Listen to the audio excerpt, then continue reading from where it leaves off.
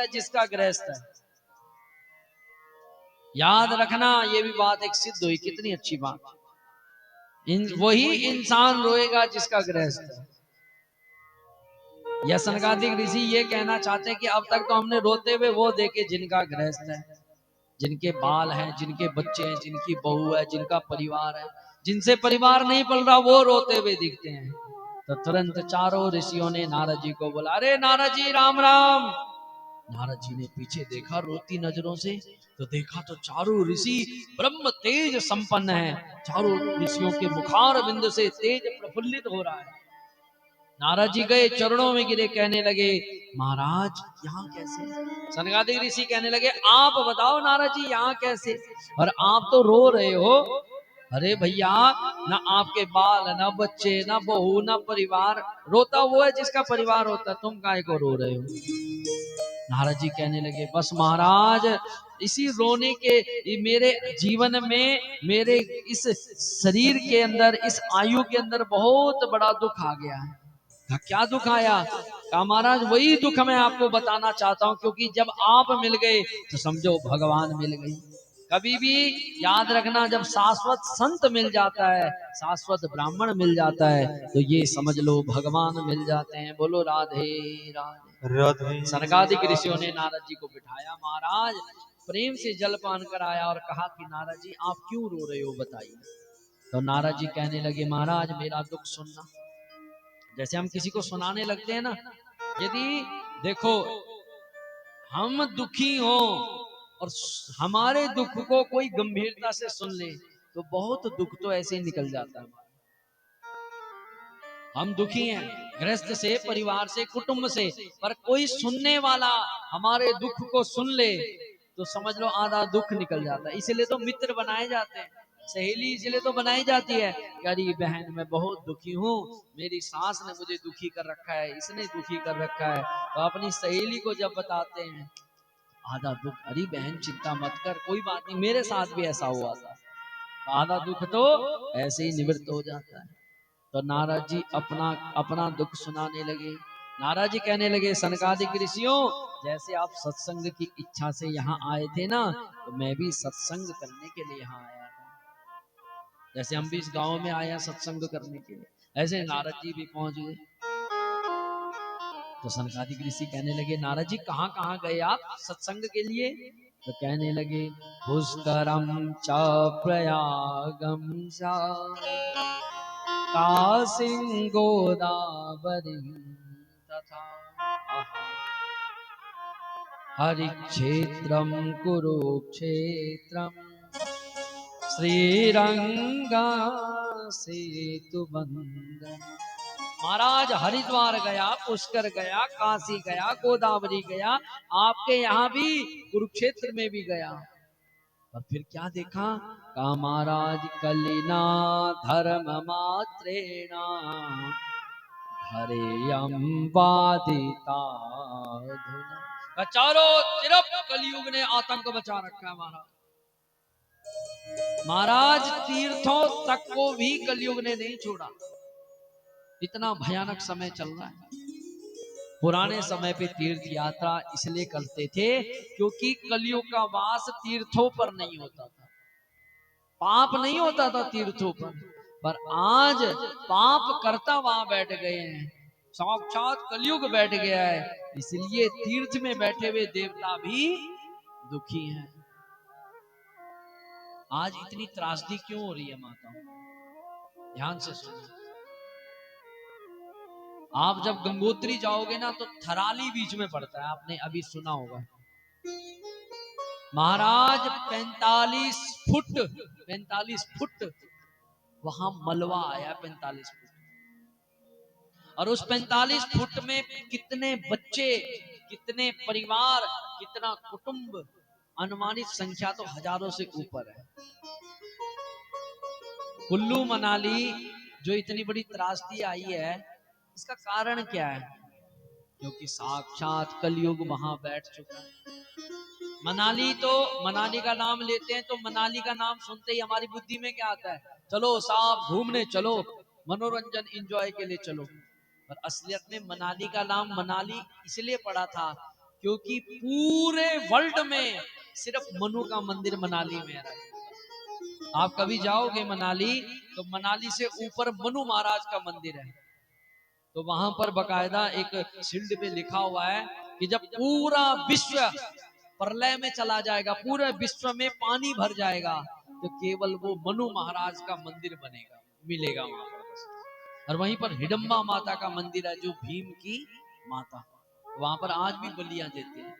पर ऐसे ऐसे तीर्थों पर जाकर के जब मदिरा पी जाएगी, एंजॉय किया जाएगा, तो वो देवता रुष्ट नहीं होंगे तो क्या होंगे।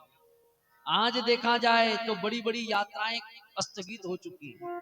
मणि महेश की यात्रा, श्रीखंड की यात्रा, वैष्णो देवी की यात्रा, बड़ी केदारनाथ की यात्रा, बद्रीनाथ की यात्रा, गंगोत्री की यात्रा, यमुनोत्री की यात्रा, सब देवताओं ने अपने कपाट बंद कर दिए।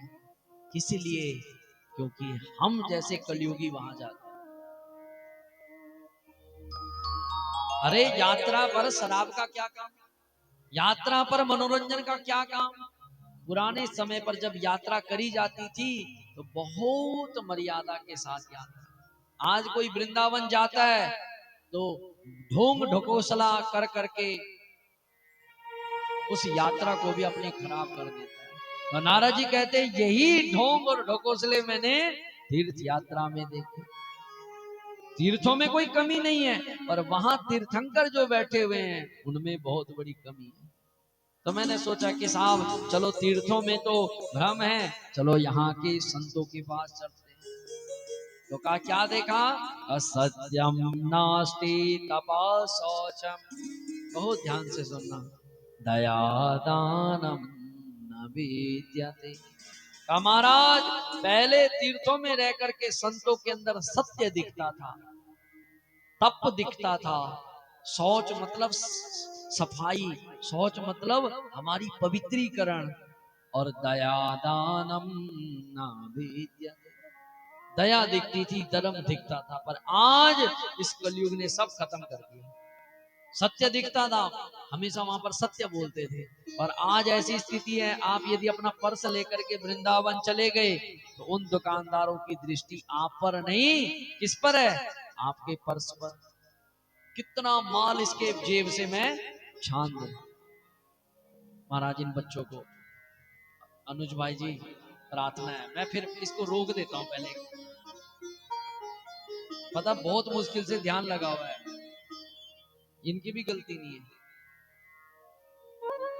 जय जय राधा रमण प्यारो राधा रमण, जय जय राधा रमण प्यारो राधा रमण, जय जय राधा रमण प्यारो राधा रमण, जय जय राधा रमण प्यारो राधा रमण, जय जय राधा रमण प्यारो राधा रमण, जय जय राधा रमण प्यारो राधा रमण, जय जय राधा रमण प्यारो राधा रमण, जय जय राधा रमण प्यारो राधा रमण, जय जय राधा रमण हरि बोल, जय जय राधा रमण हरि बोल, हरि बोल। जय जय राधा रमण हरि बोल, जय जय राधा रमण हरि बोल, जय राधा रमण जय जय राधा रमण प्यारो राधा बोलो के बिहारी लाल की। तो सत्यम नास्ति तपा शौचम, दया दानम न विद्यते। सोचा कि महाराज चलो संत पाखंडी हो चुके हैं, तो दूसरा आश्रम है यहाँ गृहस्थ आश्रम। पहला आश्रम ब्रह्मचार्य, दूसरा क्या है? गृहस्थ। बड़ा पवित्र आश्रम है। ऋषि मुनियों ने गृहस्थ आश्रम को धन्य बताया है, धन्यो गृहस्थ आश्रम।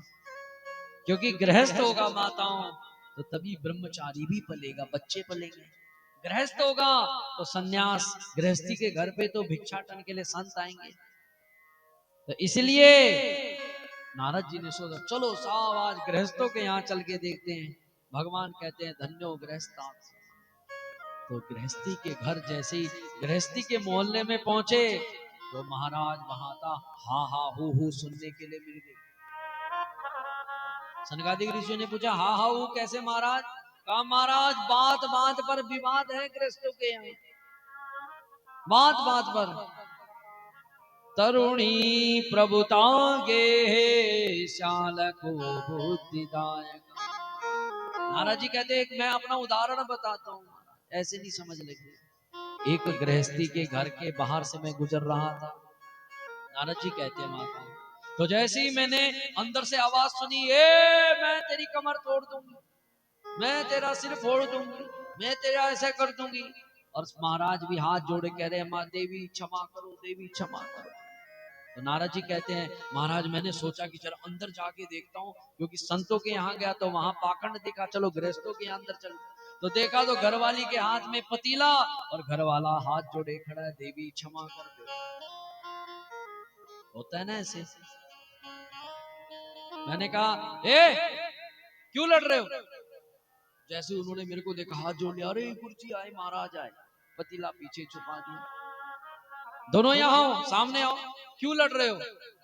किस प्रयोजन से लड़ रहे हो? क्या कमी रह गई? देवी तू बता तू क्यों लड़ रही है? कहा महाराज क्या बताएं, बस मैं चाहती हूँ मेरा बच्चा डॉक्टर बन जाए, मैं चाहती हूँ मेरा डॉक्टर बन जाए। नारद जी कहते हैं वाह बहुत अच्छी बात है, बहुत डॉक्टर बन जाओ साहब, बहुत अच्छी बात है, इस पे तो कोई विवाद नहीं। तो तू बता तू क्या चाहता है? कहा महाराज मैं चाहता हूँ मेरा बच्चा वकील बन जाए। महाराज जी कहते हैं वाह बहुत अच्छी बात है, ये तेरी धर्मपत्नी चाहती है डॉक्टर बन जाए और घर वाला चाहता है वकील बन जाए, बहुत अच्छी बात, बहुत अच्छी। और पहले उस बच्चे को तो बुलाओ, मैं बिना तुम्हारी इच्छा से नहीं मानूंगा, पहले उस बच्चे को बुलाओ, वो बच्चा क्या बनना चाहता है उसका भी तो इंटरेस्ट होना चाहिए। अरे महाराज तुम डॉक्टर तुम वकील और बच्चा बच्चा चाह रहा है कि साहब मैं बिजनेसमैन बनूं, तो ना तुम्हारी उसकी उसी की तो चलेगी। घर वाली दांत दिखाते बोली महाराज जी अभी तो वो पेट में है, अभी तो बाहर नहीं आया। तो नारद जी कहते हैं अच्छा अभी तो पेट में है बाहर नहीं आया, इतना विवाद चला हुआ है, और कहीं वो बाहर आ गया तो महाराज तब तो भयानक क्लेश तुम्हारे घर में प्रारंभ हो जाएगा। बोलो बांके बिहारी लाल की अच्छा जय। इस कथा से क्या आश्रय मिला? इस कथा से यही मिला कि क्लेश किस बात का है, किसी बात का नहीं, सोचा जाए तो किस बात का क्लेश, परंतु क्लेश इस बात का है कि धर्म पत्नी अपने घर वाले को बराबर का समझ रही है। क्लेश ये है। शास्त्र कहता है बुरा मत मानना, और कहने के लिए आपने बुलाया मुझे फिर दोबारा। शिष्य यदि गुरु के साथ जवान चलाने लग जाए तो उस गुरु का अकल्याण होना ही होना है। यदि शिष्य गुरु के साथ मजाक करने लग जाए तो अकल्याण होगा। यदि बेटा बाप के साथ माँ के साथ जवान लड़ाने लग जाए, उनकी बात को काटने लग जाए, तो वहां भी हमेशा अकल्याण होगा। और जिस घर में धर्म पत्नी पति के आगे वार्तालाप करने लग जाए, जो पत्नी अपने पति को नारायण ना समझ करके अपना सिर्फ एक सेवादार समझ रही है, तो समझ लो उस घर का भी अकल्याण होना है। अब आप में से एक खड़ी होकर के मेरा गला पकड़ ले, पंडित जी तूने ऐसी बात क्यों करी? हो सकता है ना जो जो लड़ रही है किसी के साथ, अब गांव में तुम्हारे को ये बात करती, तुम्हारे को गांव में याद आ जाएगी कौन लड़ती है। ओहो वो लड़ रही है महाराज, वो पकड़ती है अपने घर वाले को, आती है ना आवाज। तो इसका प्रयोजन क्या है? ये क्यों बोली गई बात?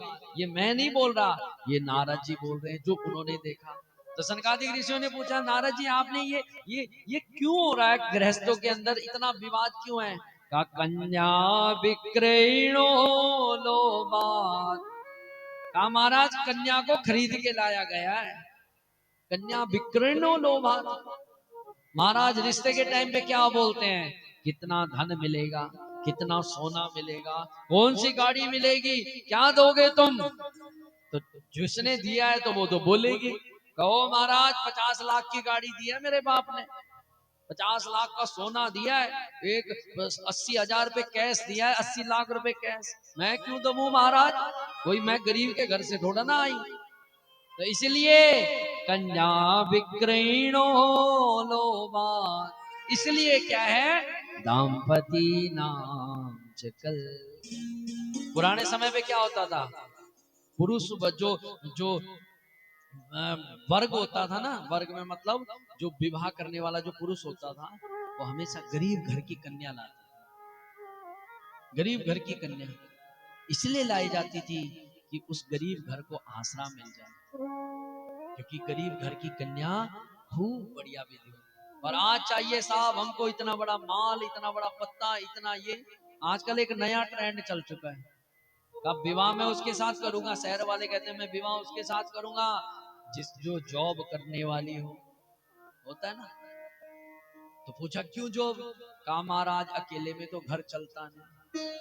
मैं कहा वाह महाराज, पुरुषों ने कमाना कम कर दिया है क्या, जो काम अब स्त्री को करना चाहे वो पुरुष करे, और जो काम पुरुष को करना चाहे वो स्त्री करे। अब मान लो मेरे लेवल की कमा रहे हैं, बहुतों को बुरा बुरा मत मानना, पर एक साधारण मैं जो सीवी हूँ मेरे पास आते हैं इसलिए मैं बोल रहा हूँ, तो जो मेरे लेवल का कमाएगी मैं उसको कैसे बोल दूं।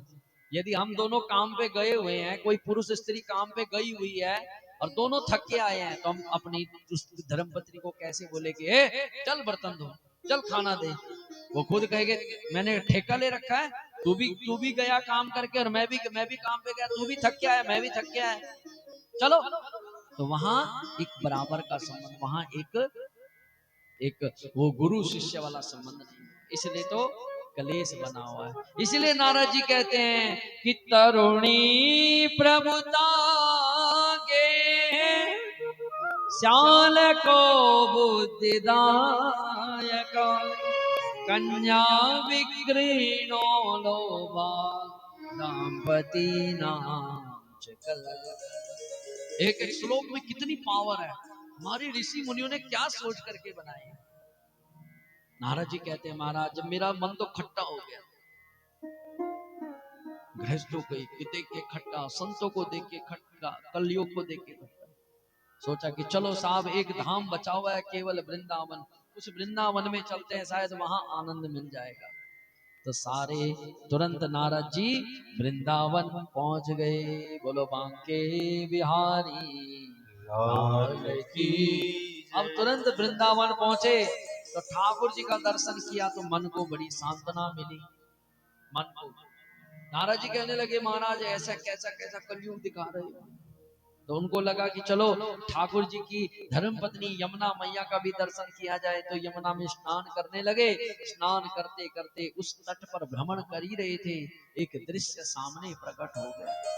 नारद जी के सामने एक दृश्य आया कि एक 16 से 18 साल की देवी जो बहुत रुदन कर रही है, रो रही है, और दो वृद्ध उसके गोद में जिनकी उम्र 80 साल और मरने की कगार में, शायद मर ही गए हो, शायद मरने की स्थिति और अंतिम अंतिम सांस ले रहे हो, तो वो साहब गोद में पड़े और वो देवी रो रही है विकल होकर के, और कुछ देवियां उसको पंखा झुला रही है। नारद जी को लगा कि महाराज ये देवी रो क्यों रही है, किस प्रयोजन से रो रही है, तो जरा पूछा तो जाए। फिर नारद जी को लगा देवी अकेली में है, एकांत में, इसलिए कभी याद रखना एकांत स्त्री से कभी कुछ पूछना नहीं चाहिए। नारद जी निकल पड़े और पीछे से अकस्मात आवाज आ गई, भो भो साधु क्षणम तिष्ठा मचिंतामपि नाशया दर्शनार्थम लोकस्य सर्वथा गहरा। अरे नारद जी जरा रुको महाराज, कहाँ जा रहे हो। कहते कि संतों का दर्शन कर लिया तो समझ लो सारे पाप धुल जाते हैं। नारद जी कहते ब्याह जी मैं रुक गया। मैंने पूछा देवी तेरा नाम क्या है, तू रो क्यों रही है, तेरे गोद में ये बूढ़े कौन पड़े हुए हैं। तो कहने लगी महाराज मेरा नाम भक्ति महारानी, मेरे जो गोद में ये दोनों वृद्ध पड़े हैं ना, ये दोनों बूढ़े हैं, पर ये दोनों मेरे ही बच्चे हैं। महाराज जी स्तंभित, देवी तेरी उम्र 16 से 18 साल और इनकी उम्र 80-80 साल, ये तू उनकी माँ कैसे हो सकती? तो भक्ति महाराज कहते बस यही विडंबना है महाराज, इसलिए तो रो रही हूँ। मेरा जन्म दक्षिण भारत में हुआ, कर्नाटक में पली बड़ी, गुजरात और हरियाणा पंजाब में आकर के मेरे दोनों बच्चे ज्ञान वैराग्य बूढ़े हो गए, मैं भी इन्हीं की जैसे बूढ़ी हो गई महाराज। और ये बात सही है, आज भी हमारे इन प्रांतों में भक्ति महारानी अभी भी सोई हुई है, अब जागने लगी है। बस इसलिए तो दुखी हूं महाराज। और कौन मां चाहेगी कि मैं जवान हो जाऊं और मेरे बच्चे बूढ़े हो जाएं? कोई चाहेगी? यदि माँ अपने बच्चे का गलती से सफेद बाल भी देख ले तो चिंता में आ जाती है, प्रश्न करने लगती, पंडित जी जरा देखना इसका ब्याह हो भी जाएगा कि नहीं। आजकल क्या बाल झड़ रहे जैसे मेरे झड़ रहे, मेरा तो शुक्र हो गया भगवान के आशीर्वाद से, और बहुतों के झड़ने लग गए, तो वो बेचारे चिंता में होय होय होय होय, साहब होगा कि नहीं होगा, क्यों विकास भाई, होगा कि नहीं होगा। तब साहब कहीं कहीं कभी किसी पीपल को सींचने में लगे तो कोई कहीं। तो भक्ति महारानी दुखी हो गई, सोचने लगी कि अब क्या होगा, कैसे होगा। नारद जी ने कहा चिंता मत कर भक्ति महारानी, तू वृंदावन में बैठी है और ठाकुर जी के आश्रय में बैठी है, और ठाकुर जी का जो आश्रित हो जाता है उसके जीवन में कभी समस्या नहीं आती। आप भी माताओं ठाकुर जी के यदि आश्रित हो, जीवन में कोई समस्या नहीं आएगी। और साक्षात वृंदावन में ऐसे दुखियारे जाते हैं, और जब वो वृंदावन जाके देखते हैं क्या, जरा चल के वृंदावन देखो, जरा चल के वृंदावन देखो, श्याम बंसी बजाते मिलेंगे, जरा चल के वृंदावन प्रेम के देखो, साथ श्याम बंसी बजाते मिलेंगे, झूला झूल रही होगी राधा प्यारी, झूला झूल रही होगी राधा प्यारी, श्याम झूला झूलाते मिलेंगे, जरा चल के वृंदावन देखो, श्याम बंसी बजाते मिलेंगे, जरा चल के वृंदावन देखो।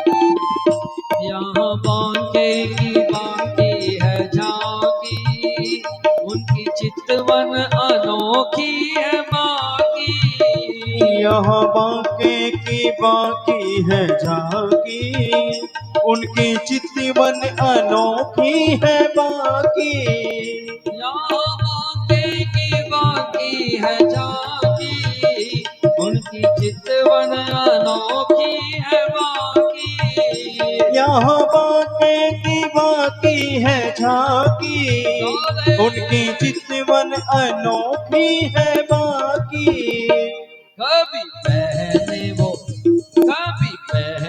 वो पीला पीतांबर, कभी पहने वो पीला पीतांबर, कभी माखन चुराते मिलेंगे, जरा चल के वृंदावन देखो, श्याम बंसी बजाते मिलेंगे, जरा चल के वृंदावन देखो।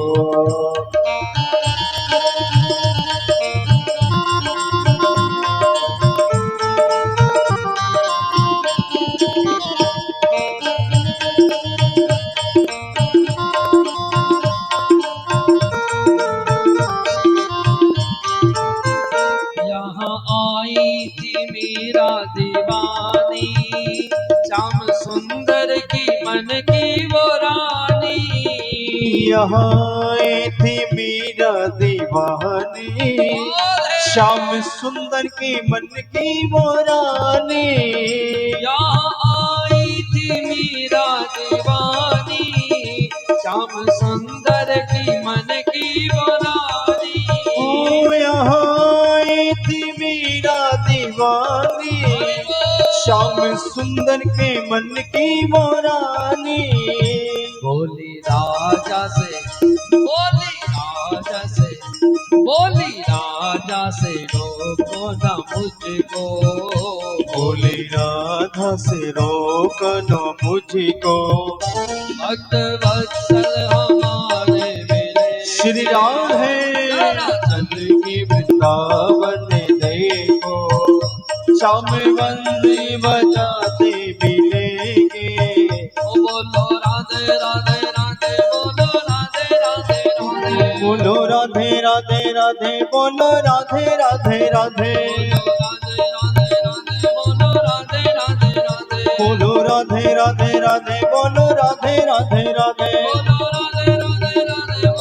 राधे राधे, बोलो राधे राधे राधे, बोलो राधे राधे राधे, बोलो राधे राधे राधे, बोलो राधे राधे राधे, बोलो राधे राधे।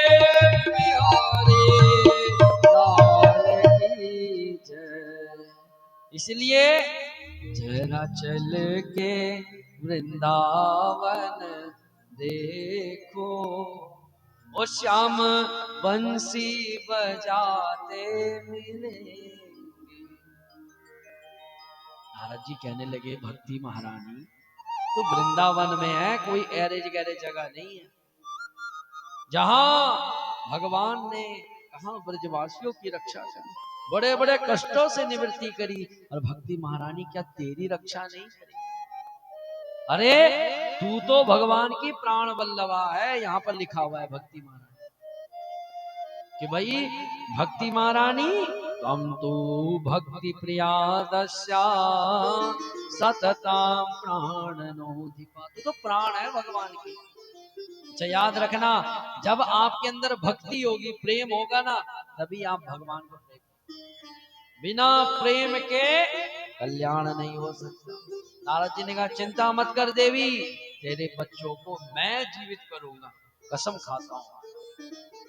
नारद जी तुरंत उस ज्ञान वैराग्य के पास गए जो बूढ़े पड़े थे, कान में जो जो जोर जोर से कहने लगे, हे ज्ञान, हे वैराग्य, जागृत हो जा। ऐसी भयानक मूर्छा में थे कि उठ नहीं पाए। नारद जी ने फिर उनके लिए अनेक साधन सुनाए। सबसे पहले वेद सुनाए, क्रम से ऋग्वेद, यजुर्वेद, सामवेद, अथर्ववेद, पर उठे ही नहीं। जैसे डॉक्टर होता है ना, डॉक्टर एकदम ऑपरेशन थोड़ा ना करता है डॉक्टर कि साहब पेट में दर्द है तो मैं तेरा पेट चीरता हूँ। पहले क्या करता है, वो टेस्ट करता है, फिर वो छोटी छोटी दवाइयां देता है, शायद कैल्शियम की कमी हो, इससे हो जाएगा। फिर जब कोई उपचार नहीं मिल रहा तब जाकर के पेट फाड़ता है। तो ऐसे ही नारद जी ने सबसे पहले 4 वेद सुनाए, पर कोई फर्क नहीं। 17 पुराण सुना डाले, कोई फर्क नहीं। फिर सोचा कि चलो साहब 16 उपनिषद सुनाए जाएं, वो भी, पर कोई फर्क नहीं। अंत में जब सब कुछ खत्म हो गया, अंत में बची थी गीता। गीता पाठे मुहुर्मुहुः, गीता बार बार बार बार बार बार सुनाई, और लिखा हुआ यहाँ पर वो उठते और फिर जाकर के वो नीचे धरती पे पड़ जाते। अब नारद जी सोचने लगे कि अब क्या किया जाए, जितनी चूरन चटनी थी सब तो चटा दी। हो जाता ना डॉक्टर के पास, महाराज एक मरीज आया, डॉक्टर साहब कमर दर्द है, डॉक्टर ने दवाई दे दी, फिर कल फिर आ गया, महाराज कोई फर्क नहीं पड़ा, दूसरी दे दो। फिर उसने कहा दूसरी ले ले, फिर आया, कहा महाराज तीसरी और दे दो, अब बात नहीं बनी। तो डॉक्टर भी सिर पटकता है, अरे भाई तूने मेरी सारी दवाइयां फेल कर दी। तो ऐसे ही नारद जी को लगा कि सब फेल हो गया, तो भगवान को याद करने लगे, हे नारायण अब आप ही रक्षा करो, आप ही कृपा करो। तो जब आप सच्चे मन से भगवान को याद करोगे माताओं, सच्चा मन होना चाहिए वहां पर। जब विपदा आती है ना, बड़ी से बड़ी विपदा, तो सच्चे मन से जब आप महादेव को याद करोगे, सच्चे मन से क्षेत्रपाल खेड़े भगवान को याद करोगे, तो भगवान कोई ना कोई इशारा जरूर देते हैं। ऐसे ही भगवान को याद किया, अकस्मात आकाशवाणी होगी, व्योमवाणी तदेवा मारिसे खिज्जतामिपि उद्यमा सफलस्तेया भविष्यति न संशयः। अरे प्यारे नारद जी, तुम्हारा किया हुआ उद्यम सफल होगा, इतना कह दिया हमने। तुम असफल नहीं होगे, पर इसके लिए तुम्हें एक काम करना पड़ेगा। कहा क्या काम महाराज, वो भी बताइए। कहा महाराज आपको कोई सत्कर्म करना पड़ेगा। सत्कर्म कैसे? कब? वो तो तुमको कोई साधु भूषण, कोई बहुत बड़े पद का साधु होगा ना, जिसकी ज्ञान सीमा बहुत ऊपर उठी होगी, वही बताएंगे। सामान्य तो बता ही नहीं पाएंगे ये सत्कर्म कौन सी। और पर गारंटी देता हूं, इस सत्कर्म को करने की देर सारे काम क्या हो जाएंगे, सिद्ध हो जाएंगे। इतना कहते आकाशवाणी भी लोप हो गई। अब नारद जी सोचने लगे कि संसार में छोटा अपने आप को कौन मानता है? मानता है माताओं? कोई भी नहीं मानता। 10 डॉक्टरों को लाइन में खड़ा कर दो, डॉक्टर कहो डॉक्टर साहब आप में से छोटा कौन है, तो छोटा कोई कहेगा हाथ खड़ा करके मैं छोटा हूँ। 10 ब्राह्मण देवताओं को खड़ा कर दो, एक ब्राह्मण भी नहीं बोलेगा कि महाराज मेरे को ज्ञान की कमी है। सबको अपने ज्ञान का अभिमान है, सबको।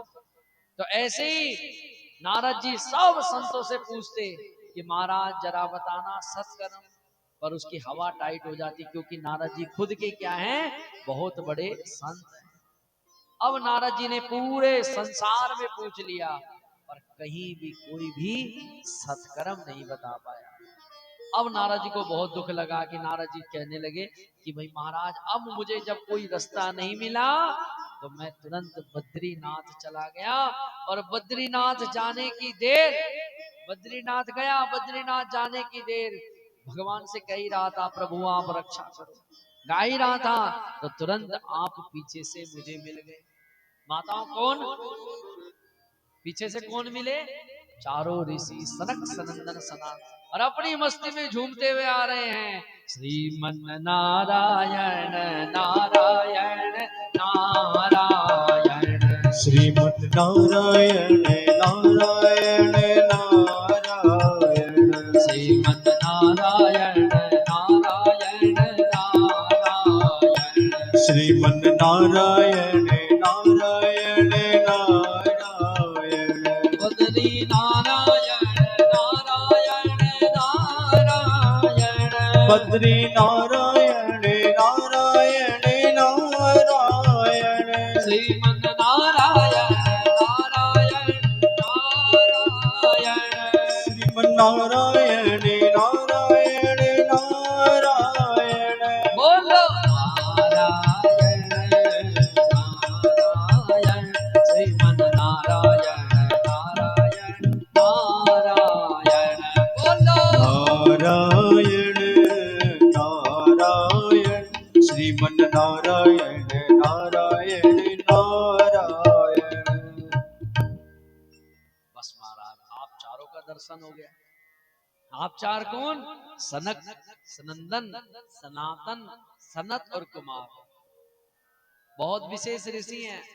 जब श्राद्ध करते हैं ना, श्राद्ध अब कल से श्राद्ध प्रारंभ हो जाएंगे, पहला श्राद्ध पूर्णिमा से। एक विशेष बात भी है, ग्रहण भी है। तो ग्रहण हो चाहे श्राद्ध हो, तो हाँ हम ब्राह्मण देवताओं को क्या देते हैं? अन्न देते हैं। और पितरों को क्या दिया जाता है? जलांजलि। ओम सनकाय तृप्यताम, ओम सनंदनस्य तृप्यताम, सनातनस्य तृप्यताम। इनको जल दिए बगैर तर्पण सफल नहीं होता, याद रखना। मतलब जब इनको जल दिया जाएगा चारों को, तब जाकर के ऊपर के कहीं पितृलोक में आपका जल और अन्न जाएगा। ये बहुत विशेष बात है। तो नारद जी कहने लगे महाराज आप भी कोई भगवान से कम नहीं हो, आप भी कोई छोटे ऋषि नहीं हो। आपकी उम्र है 5 साल, क्योंकि आप बूढ़े तो होते नहीं, पर हो आप पूर्वजों के भी पूर्वज। और इसलिए हो क्योंकि आपके जीवन में एक मंत्र है।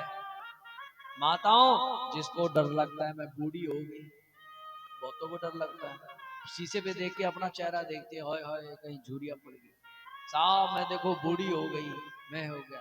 तो जिसको लगता है कि मैं बूढ़ी हो गई, साहब अब मेरी उम्र कम है, तो वो एक मंत्र जप ले।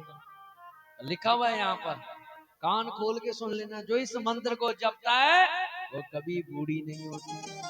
अब बहुतों को नींद आ रही थी, अब कान खुल गए, हम भी सुने साहब, हम भी जपेंगे, क्यों माताओं? और वो मंत्र है क्या?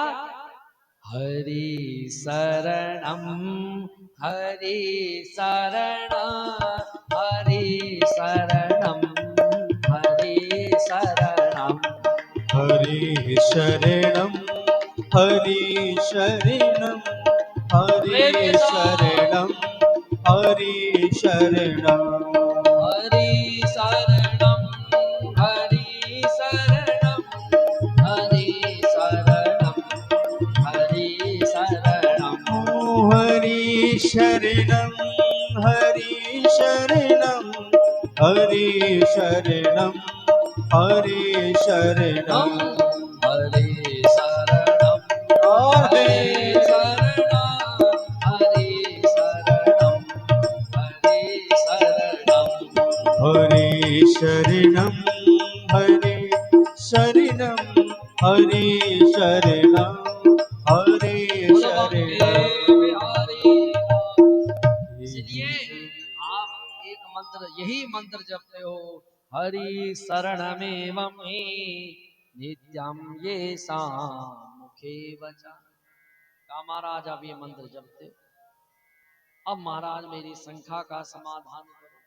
सनकादिक ऋषि कहते हैं, नारद जी चिंता ही कोई नहीं। अरे माम चिंता कुरु देवर से हर्ष चित्ते समा। नारद जी अब आप मेरे सामने आकर के ये प्रश्न मत करना कि मैं दुखी हूँ, अब आपकी चिंता भी मुक्त हो चुकी है। नारद जी कहते हैं चिंता भी मुक्त हो गई महाराज। कहा अब आपको पता है वो सत्कर्म? अरे नारद जी हमको पता है वो सत्कर्म।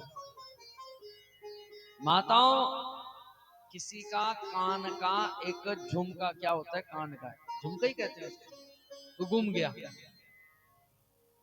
अब इस उदाहरण से समझना, तो किसी का झुमका गुम गया और था सांप वो 1,00,000-2,00,000 का। अब जहां घुमा तो उसकी हालत खराब हो गई, उसको नींद तो आएगी नहीं, ढूंढती रहेगी, फिरती रहेगी, फिरती रहेगी पूरे गांव से। महाराज वहां बैठी थी, 10 बार अपना गद्दा भी छान लिया, बेड भी छान लिए, कमरा भी छान लिया, बर्तन भी, सब पर वो कहीं मिला नहीं। गांव वालों से भी पूछा पर उन्होंने भी कोई जवाब नहीं। पर अकस्मात एक मंदिर में बैठी थी बुढ़िया माता, माला जप रही थी, हरि शरणम, हरि शरणम, हरि शरणम। अब वो भी बैठा हुआ, वो भी बेचारी आई, उसने सोचा इस बुढ़िया के पास थोड़ा ना होगा, तो वो बैठी हुई थी, तो वो भगवान के आगे रो रही थी कि प्रभु मेरे कान का झुमका गिर गया। उसकी आंखें खुल गई, बेटी कान का झुमका गिरा है, मुझे पता है वो कहाँ है। बस इतना सुनते ही उसको देखो कितना हौसला आएगा, आएगा नहीं आएगा? देखो इस उदाहरणता से समझाना पड़ता है कि हाँ भाई क्या क्या फील हो रहा होगा नारद जी को। तो उस माता के अंदर कितना, अरे माँ बता दे मैं बहुत दुखी हूँ बहुत ज्यादा। का बेटी ये झुमका तेरा तो नहीं है, ले पकड़। तो आप विश्वास करना, उसके जो सूखे हुए प्राण थे वो उसमें क्या हो जाएगा, प्राण आ जाएगा। तो ऐसे ही नारद जी बहुत दुखी थे, पर सनकादिक ऋषियों ने कहा रे नारद जी चिंता मत करो, मुझे पता है वो सत्कर्म कौन सा। नारद जी नाचने लगे उछने, अरे महाराज मेरे को मेरा किया हुआ मेरा परिश्रम सफल। अरे सफल, चिंता मत करो। कहा महाराज फिर तो बताइए वो सत्कर्म कौन सी चीज है। तो तुरंत सनकादिक ऋषि कहने लगे, नारद जी ध्यान से सुनना, द्रव्य यज्ञास्तपो यज्ञास् योग यज्ञास्तथा परे। नारद जी यदि आप पूछते कि हमें धन चाहिए तो हम धन का यज्ञ बताते, संपत्ति का यज्ञ बताते, पर आपने प्रश्न किया है कि महाराज मुझे सत्कर्म, तो याद रखना संसार में सत्कर्म केवल एक ही है। का क्या है महाराज? का श्रीमद् भागवतालापा सतु गीता सुखादि। का नारद जी संसार में केवल एक ही सत्कर्म है, केवल क्या है माताओं? श्रीमद् भागवत पुराण। बोलो भागवत भगवान की। एक ही है बस, केवल भागवत, उसके अलावा कोई भी सत्कर्म नहीं। अच्छा यहाँ पर बोल भी सकते थे भाई सत्कर्म के लिए शिव पुराण है, ब्रह्म पुराण है, देवी पुराण है, 18 पुराण, पर केवल क्या नाम लिया? श्रीमद् भागवतम शास्त्र, केवल श्रीमद् भागवत ही है। कैसे? तो माताओं आप कितनी भाग्यशाली हो, मैं कितना भाग्यशाली हूँ कि हम जीते जी इस कथा को श्रवण कर रहे। मेरे को ना इस गांव में आने के लिए पहले साल में बहुत मेहनत लगी थी। यहाँ मैं आने के लिए उत्साहित था, मानते हैं मेरे पास और जगह भी थी, पर यहाँ आने के लिए उत्साहित था। तो इसलिए आप ये मत समझना इस बार कि महाराज ये फिर आके बैठ गए ना, ये मत समझ लेना, क्योंकि यहाँ के लिए मैं उत्साहित हूँ। अब वो उत्साहित हूँ उसके चर्चा हम आगे की कथा में करेंगे। पर जैसे ही यहाँ पर नारद जी ने सुना तो नारद जी प्रसन्न हो गई। महाराज फिर तो आप इस कथा को हमें सुनाइए, हम आपके मुंह से ये कथा सुनना चाहते हैं। तो सनकादिक ऋषि कहने लगे चलो नारद जी फिर चलो। कहा कहाँ? कहा हरिद्वार गंगा द्वार समीपे तटमानंद नाम का। चलो गंगा द्वार के समीप। कहा महाराज? हरिद्वार। तो तीनों के चारों ऋषि और नारद जी को लेकर के सीधा बद्रीनाथ से माताओं पलक झपकते हरिद्वार पहुंच गए। जैसे हरिद्वार पहुंचे, घर की पौड़ी के पास अब तो बहुत कुछ बना हुआ है, पर उस समय पे कुछ नहीं रहा होगा अनुमानित। तो वहां पर बालू थी, सुंदर सुंदर वृक्ष लगे थे। सनकादिक ऋषियों ने कहा नारद जी जरा व्यास गति बनाओ। तो नारद जी ने क्या किया, वहां से बालू इकट्ठी करी ऐसे करके और तुरंत बेदी बना दी। केला लगा हुआ था, केले के पत्ते काटे वहां पर बिछाए और उसके ऊपर सनकादिक ऋषि बैठ गए। नारद जी नीचे बैठे। आप विश्वास करना माताओं, महाराज जी जैसी कथा प्रारंभ हुई तो पूरे विश्व भर में हल्ला मच गया। सारे ऋषि भागते भागते हरिद्वार की तरफ बढ़ने लगे।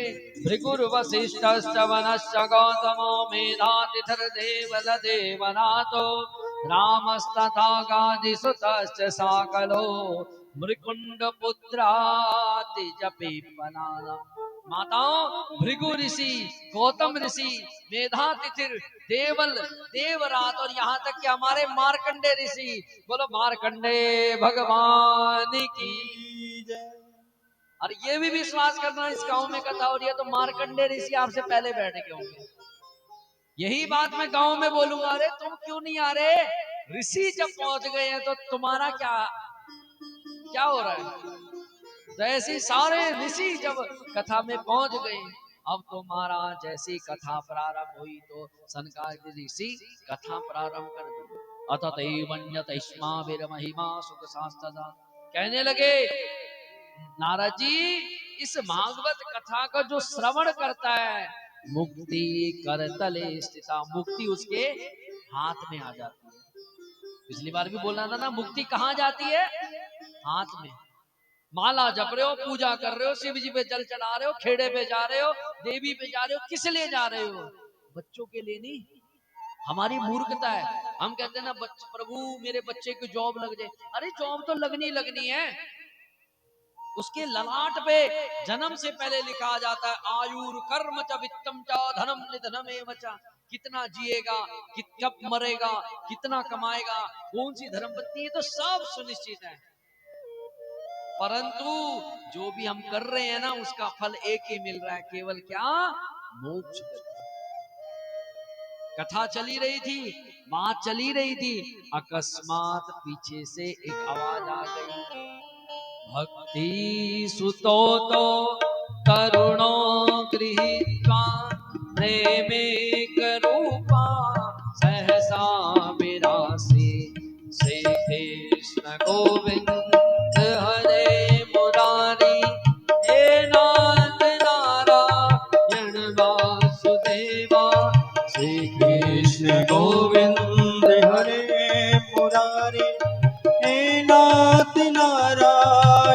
वासुदेवा त्वं चागतं भागवतात् भूषं सुचारुवेशा ददिशो सदस्या कथां प्रविष्टा कथमागतेया मध्ये मुनीना इति तर्कयन्ति।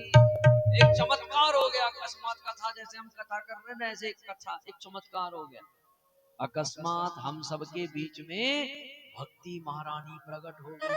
बोलो भक्ति महारानी की जय। और कैसी प्रसन्न हुई, रोते हुए मुंह में नहीं, जैसे हमारे रोते हुए मुंह होते हैं हाय हाय हाय हाय, खुश हो गई। और साथ में दो और आए जो ज्ञान और वैराग्य, जो बूढ़े हो चुके थे महाराज, जिनको ऋग्वेद से फर्क नहीं पड़ा, यजुर्वेद से फर्क नहीं पड़ा, साम से नहीं फर्क पड़ा, अथर्व से नहीं फर्क, पर भागवत कथा प्रारंभ हुई तो तुरंत पूरे क्षेत्र में ज्ञान वैराग्य और भक्ति का प्रफुल्लता जाग गई। बोलो भागवत भगवान की जय हो। यही गांव में हो रहा है। जैसे ही भागवत हुई माताओं, पूरे ग्राम में केवल भक्ति भक्ति छानी चाहिए, सब झूमने चाहिए, आनंद में आनंद। यही चीज आपने भी करनी है। भक्ति महारानी किसकी शरण में गई? ठाकुर जी की शरण में गई। और हमको किसकी शरण में जाना है? ठाकुर जी की। और कहना पड़ेगा क्या? ब्रज के नंद लाला राधा जी के सांवरिया, सब दुख दूर हुए जब तेरा नाम लिया। जय हो। ब्रज के नंदलाला श्री राधा जी के प्रेम के साथ। सांवरिया, सब दुख दूर हुए जब तेरा नाम लिया। ब्रज के नंद लाला श्री राधे राधा जी के सांवरिया, सब दुख दूर हुए जब तेरा नाम लिया। ओ सब दुख दूर हुए जब तेरा नाम लिया।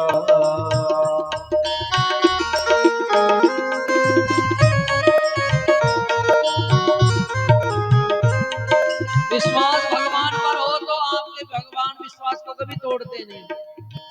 मीरा का किस पर विश्वास था? किस पर था माताओं? ठाकुर जी पे। घर वाले ने खुद जहर दे दिया खीर में, जा मेरी घरवाली मर जाए। जेठ आकर के कहता है अरे भैया, अरे भाई ये वाला जहर मत दे, ये वाला दे दे, एकदम मरेगी फड़फड़ाती हुई। दूसरे से कहा ऐसे, वो तो उसमें एकदम मरेगी, पर इस वाली ये वाला जहर देगी तो फड़फड़ाते हुए, पैर फड़फड़ाते हुए मरेगी। और घर वाला भी खतरनाक, तुरंत उसने खीर में वही जहर दे दिया। पर मीरा अपनी मस्ती में गा रही है क्या? मीरा पुकार रही गिरधर गोपाला, मीरा पुकारी रही गिरिधर गोपाला। मीरा पुकार रही गिरधर गोपाला। हाँ मीरा पुकारी रही गिरिधर गोपाला। हमारे साथ भी ऐसा होता है, हम यहाँ बैठे हुए पता नहीं कितनी कोई साजिश रच रहे हैं पीछे से। कोई दरवाजे पे टोना कर देगा, वो भी तो जहर के समान है। कोई टपका कर देगा, कोई कोई कुछ खिला देगा, कोई पैर की मिट्टी उठा देगा, पर उस पे नुकसान देगा वो जिसका विश्वास किस पे नहीं है? परमात्मा पे नहीं है। पर मीरा की तरह ओ मीरा पुकार रही गिरधर गोपाला। मीरा पुकारी प्रेम से रही गाओ। गिरिधर गोपाला। ढल गया अमृत का विष का भरा प्याला। ढल गया अमृत का विष का भरा प्याला। विष का भरा प्याला कौन मिटावे उसे जिसे तूने थाम लिया। सब दुख दूर हुए जब तेरा नाम रज के नंद लाला श्री राधा जी के सांवरिया सब दुख दूर हुए जब तेरा नाम लिया।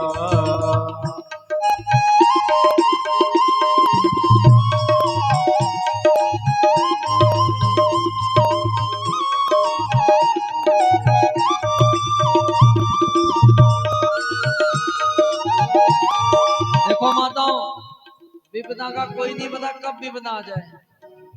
इससे पहले कथा हो रही थी हमारी दंदराड़ो नाम बड़ा कठिन है। तो बहुत बड़ा वहां सेट था सेट। तो इतनी भयानक, अभी जो पीछे बाढ़ बूढ़ के टाइम की, तो इतनी भयानक बारिश हुई कि वहां के लोग भी सोचने लगे आज सेट फटेगा। इतनी भयानक, आप अनुमान लगा सकते।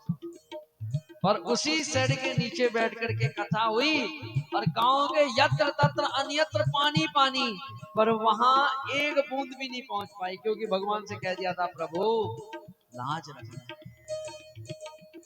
देखना यहाँ यहाँ कथा हो सकती थी, भाई करेगा यहाँ इधर उधर पानी घूम रहा था और वो बैठा ना महाराज जो कथा सुन रहा है। ऐसे ही हमेशा बोलो क्या,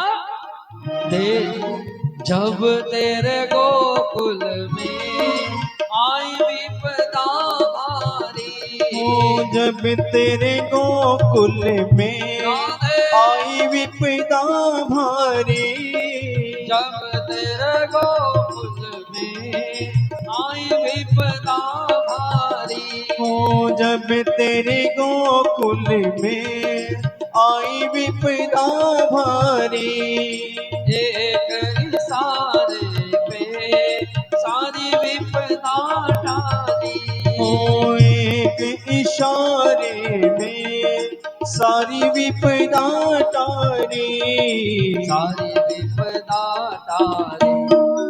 उठ गया गोवर्धन, 7 कोस का, 7 या 21 किलोमीटर का था गोवर्धन।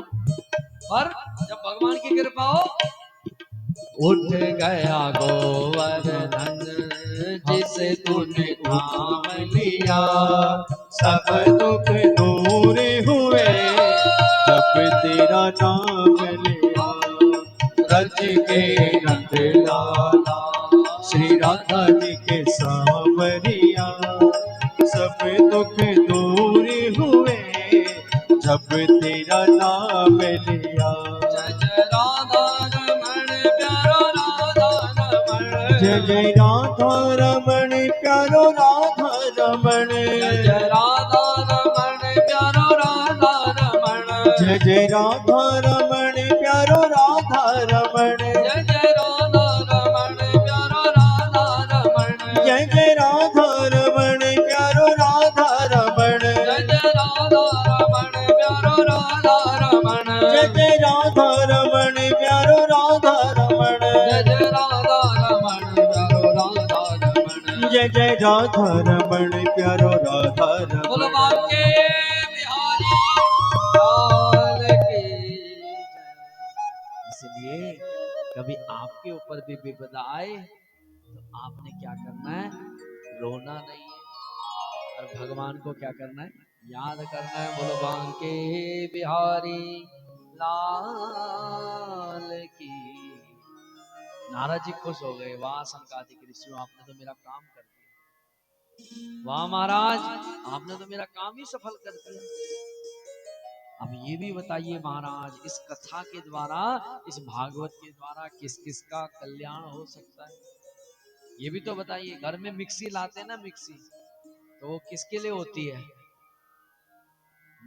ग्राइंड करने के लिए। और माताएं उसमें रिसर्च करती हैं, एक माता सोच रही है इसी में मैं आटा निकाल दूं, है ना, तो जो आटा बन नहीं पाएगा, क्योंकि जो काम जिसको साझे। परंतु ऐसी भागवत कथा है, चमत्कार तो देख ही लिया, जो काम वेद पुराण ना कर सके वो काम भागवत ने कर दिया महाराज। पर अब पूछ लिया महाराज अब इसके द्वारा क्या क्या कल्याण हो सकता है, तो तुरंत कहने लगे ये मानवा पाप कृतस्तु सर्वदा सदा दुराचार रता विमार्गा क्रोधानिदग्धा कुटिलाश्च कामा शब्दाय के न कलो पुनाति ये मानवा पापकृतस्तु सर्वदा सदा दुराचाररता विमार्गा क्रोधानिदग्धा कुटिलास्य कामा सप्ताह के न कलो पुनाते। नारद जी क्या क्या हो सकता है ये छोड़ दो। जिस इंसान ने ये मानवा पाप कृतस्तु सर्वदा, यह सर्वदा पाप कृतस्तु मानवा, इसका अन्वय ये है कि महाराज जिस इंसान ने जीवन भर पाप किया हो, चोरी करी हो, डकैती करी हो, मदिरा पी हो, दूसरे को लूटा हो, अब वो देवता तो बनेगा नहीं मरने के बाद, लिखा हुआ है यहाँ पर, वो देवता नहीं बनता। वो क्या बनेगा? प्रेत बन गया। अब प्रेत बनने के बाद भी यदि वो एक बार भी, प्रेत बनने के बाद भी यदि एक बार कथा सुन ले तो उसका भी कल्याण हो जाता है। क्या? ध्यान से सुनना। जिसने जीवन भर पाप किया हो, खूब उपद्रव मचाए हो, और वो एक मर जाए और प्रेत बन जाए, और प्रेत बनने के बाद एक बार भी कथा सुन ले तो उसका भी उद्धार हो जाता है। तो जब उस प्रेत का उद्धार हो गया माताओं, तो जीते जी हमारा कैसे नहीं उद्धार होगा। पर बहुत लोग ये सोच लेते हैं चलो साहब क्या आप सुनेंगे, जीते जी प्रेत बनेंगे तभी सुनेंगे। तो आप भी ये मत सोच लेना कि साहब पंडित जी कह रहे थे प्रेत प्रेत की कथा सुनता है तो मनुष्य नहीं सुनता। तो आप ये मत समझना, आप भी जीते जी कथा सुन लेना तो कहा उसका भी उद्धार हो जाता है। नारद जी कहने लगे असंभव महाराज, प्रेत का कैसे उद्धार होगा? इस भागवत के द्वारा हम आपको एक कथा सुनाते हैं। कथा तो सबने सुनी होगी और फिर द्वारा सुन लो, बहुत दिव्य कथा है। नारद जी, तुंगभद्रा नदी के तट पर एक आत्मदेव नाम के ब्राह्मण रहते थे।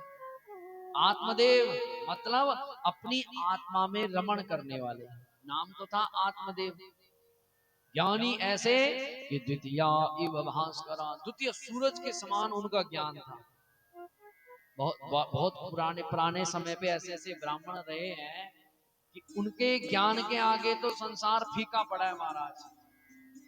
ब्राह्मण का बल क्या है? समोदमस्तपा शौचम। उसका जो ज्ञान है, उस ज्ञान ने सब वर्ग को बिठाया है। हम आज जो खा रहे हैं ना अनुज भाई जी, ध्यान से सुनना, आज जो हम पकड़ में रहते हैं, हम ब्राह्मण हैं, हम ये हमारा कोई नहीं है। हम क्या करते हैं? हमको 1%, हमको वेद का एक मंत्र भी नहीं, एक हेतु अवस्था देवो वहां, हमको इतना तक भी नहीं आता। और जो हम खा रहे हैं ना, हम अपने पूर्वजों के करे हुए कर्म को खा रहे हैं। तो हमारे पूर्वजों ने, जरूरी नहीं है ब्राह्मण, क्षत्रिय लगा लो, कोई भी लगा लो, कोई भी वर्ण लगा लो, वो सम्मान जो पा रहे हैं वो अपने पूर्वजों का सम्मान। और हमारा क्या काम है? उस सम्मान को बनाए रखना। और मैं असलियत में इस गांव में इसलिए आया हूं कि यहाँ पर ब्राह्मण परिवार है और ब्राह्मणों का सम्मान, इसलिए आया। पर मैं देख रहा हूँ महाराज 2-3 ही ब्राह्मण देवता ही और शायद अपने आनंद में बैठे हुए हैं। पर आएंगे धीरे धीरे धीरे, कथा जब कानों में घुसेगी अपने आप ही आते चले जाएंगे। बोलो बांके बिहारी लाल की। तो काम महाराज आत्मदेव नाम के ब्राह्मण द्वितीया इव भास्करा, द्वितीया इव भास्करा थे। परंतु इतने विद्वान होने के बाद उनकी एक धर्म पत्नी थी जिनका नाम था, पिछली बार बताया था, क्या था माताओं? सब भूल गए, याद करो, दिमाग पे जोर मारो। नाम था उसका धुंधली देवी। कौन सी देवी? धुंधली देवी। लक्षण क्या थे उसके? करो लोकवार्ता रता कोरा प्रायसो बहुजल्पिका। का सुबह उठती तो जब तक पड़ोसियों को 2-4 गालियां ना सुना दे उस ब्राह्मणी को चैन नहीं आता। लोक वार्ता रता पूरा, पूरा मतलब पूर थी, दया नहीं थी उसके अंदर। और प्रायसो बहु जल्पिका। जल्पिका मतलब जल्पिका किसको कहते हैं माधव, ध्यान से सुनना एक एक। ये जल्पिका उसको कहा जाता है कि जो अंदर से जलन होती है, जिसको जिसको ईर्षा होती है, बाप रे बाप मेरे से बड़ा कैसे हो गया। बहुत वो होती है ना कि महाराज मैं ऐसा हूं, मैं वैसा हूं, मैं ये हूं, दूसरे का बच्चा कैसे बड़ा हो गया, दूसरा ऐसे हो गया, उसको कहते हैं बहुजल्पिका। और सूराचा गृहगतेषु, सूरा मतलब बहुत विशाल थी, बहुत माताएं होती है हट्टी कट्टी लंबी, उनको देख के भी डर लगता है एक थप्पड़ में बिठा देगी कहीं, होती है ऐसे। एक जगह कथा चल रही थी तो हम भी बैठे हुए थे, तो जाट परिवार में कथा थी, तो सांप सांप वर्ण का बड़ा प्रभाव पड़ता है। तो बेचारी आई, हाँ जी पंडित जी क्या कर रहे। मैं कहा माता तेरे को ही देख के डर लग गया, बैठे। सूराजा गृह कृत्येषु, तो वो सूर थी, तो कृत्येषु पूरे घर के काम को करने वाली, परंतु एक अवगुण था, कृपणा कलह प्रिया। कलह प्रिया थी, हमेशा उसको कलह ही पसंद था, बात बात पर। माताओं को होना नहीं चाहिए कलह प्रिय, परंतु बेचारा ब्राह्मण देवता इतना शरीफ, उसी के साथ दिन काट रहा था। भगवान के आशीर्वाद से सब कुछ था, और भगवान किसी को पूर्ण नहीं बनाते, याद रखना। सब कुछ दे दिया भगवान ने, पर ब्राह्मण को संतान नहीं दी। महाराज क्या दान नहीं किया, गो भू हिरण्य वासांसी दीनव्यो यक्षता सदा। गाय दी, हिरण्य दिया, सोना दिया, भूमि दी, सब कुछ दिया, परंतु न पुत्रो न पीवा पुत्री ततश्चातुरतो भृशम। न पुत्र हुआ ना पुत्री हुई। और जब मति खराब होती है, तो आज ब्राह्मण ने सोच लिया कि जब जजमान के घर में जाता, जब उनकी गोद में बच्चा देखता, तो ब्राह्मण रोने लग जाता, हे भगवान हमारे घर में भी कब होता। जैसे किसी का रिश्ता नहीं होता ना, जब रिश्ता बेचारे की उम्र हो जाती है 35-36 साल, तो जब वो किसी के अपने मित्र की बहू देख लेता है, तो सोचता है हे भगवान हमारी कब आएगी। ये नियम है। और याद रखना कोई बहुत बड़ी बात नहीं है, बहुत बड़ी बात नहीं है, परंतु क्या करें, हमको दुख देने वाले वो छोटे छोटे दुख होते हैं। आज ब्राह्मण ने सोच लिया कि इससे बढ़िया मैं मरी जाऊं, वही बढ़िया है। तो तुरंत मरने के लिए तुरंत एक नदी के तट पर पहुंच गया। सोचने लगा यही प्राणस त्यजामि दुखे ना, यहीं पर प्राणों का त्याग कर दूंगा।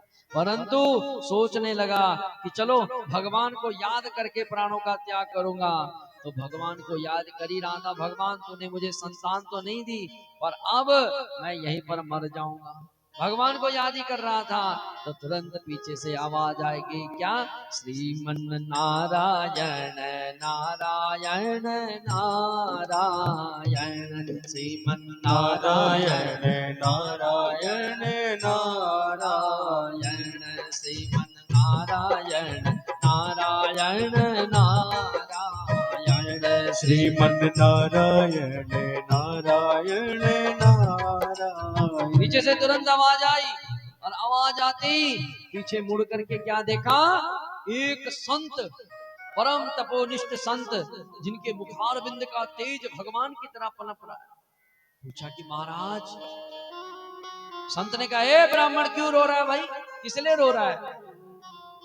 अब ब्राह्मण की हालत खराब थी, ब्राह्मण जैसे मुड़ करके पीछे देखा तो संत थे, चरणों में गिर पड़ा, रोने लगा जोर जोर से, महाराज क्या बताऊं बहुत दुखी हूं। कहा क्या दुख, क्यों दुखी है। तो कहने लगा, महाराज क्या करूं, जब अपने पितरों को जल और भोजन देता हूं तो गरम गरम आंसू बहाते हैं मेरे पितर। कहा क्यों। कहा महाराज कहते हैं कि बेटा इस बार तो तू दे देगा, और जब तू मर जाएगा तो तेरे बाद कौन देगा। बहुत रोते हैं महाराज, मेरे घर में कोई ब्राह्मण जीवने के लिए नहीं आता महाराज। महाराज क्या बताएं, मेरे घर में एक गाय है, उसकी भी कोई संतान नहीं है, एक फल का वृक्ष लगाया, उसके ऊपर भी कोई फल नहीं होता। दुर्भाग्य ये है कि मेरे घर में कोई संतान नहीं है। बोलो राधे राधे। संत सोचने लगा कि अरे अरे अरे, मैंने सोचा भगवान के लिए रो रहा होगा, पर ये तो बच्चा बच्ची के लिए रो रहा है, पर चलो इसको समझाया तो जाए। तो संत समझाने लगे, ये ब्राह्मण, पुत्र पुत्री से किसका कल्याण होता है? जानवरों की तो हजारे संतानें होती हैं, दर्जनों दर्जनों बच्चे होते हैं, वो कौन से सुखी हो जाते हैं? और जिनके हुए हैं, जिनके, उनसे पूछो वो कितने सुखी हैं। राजन, संतानों से कुछ नहीं होता, आनंद तो केवल विरक्त भाव में है। और तू संतान की बात कर रहा है, मैंने तेरी ललाट माथे की रेखा को देख लिया। तो क्या देखा?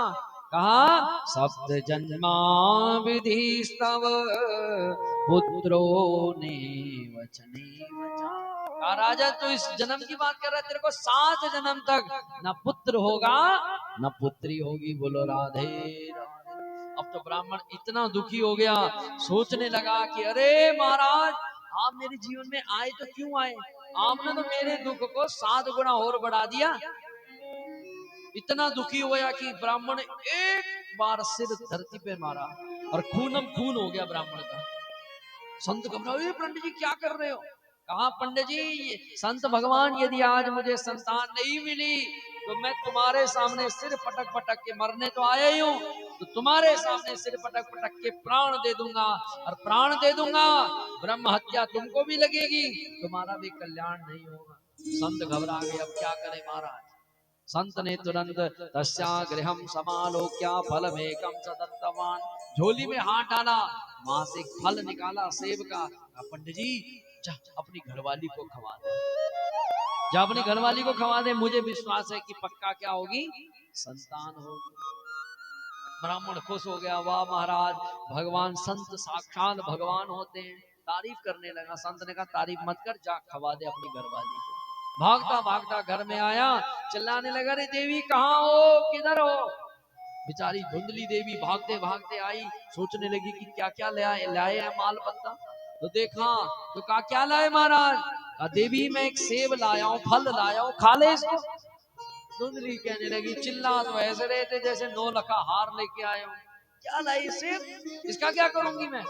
हरी देवी, ये कोई छोटा मोटा सेब नहीं है, फल छोटा मोटा नहीं है, ये संत आशीर्वाद है, संत आशीर्वाद। हरी देवी, इसको खा ले, संतान हो जाएगी। अब नाम क्या था घरवाली का? धुंधली देवी। हर समय धुंधला सा। मैं तो उसको भी धुंधली देवी बोलूंगा, माताओं जो बात बात में भ्रम करती है। हाय पंडित जी ऐसा हो गया, हाय पंडित जी वैसा हो गया, हाय मुझे सपने में कौवे दिखे, सपने में मुझे उल्लू दिखा।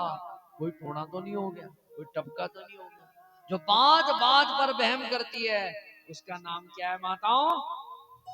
क्या नाम है उसका? धुंधली देवी। अब गांव में कोई ऐसी होगी तो अब उसको मत बोलना, आओ धुंधली देवी। होता है गांव में, कोई लड़ाकू हो जाए खतरनाक, कोई कोई चुगली करने वाली हो 1 नंबर, तुम यहाँ बात करो, तुमसे पहले वो पहुंच जाएगी। होती है, तो उसको पता, यदि उसका नाम मत रख देना तुम धुंधली देवी, कहीं वो मेरे को ही पकड़े, हाँ पंडित तू ही नाम बिगाड़ के गया मेरा।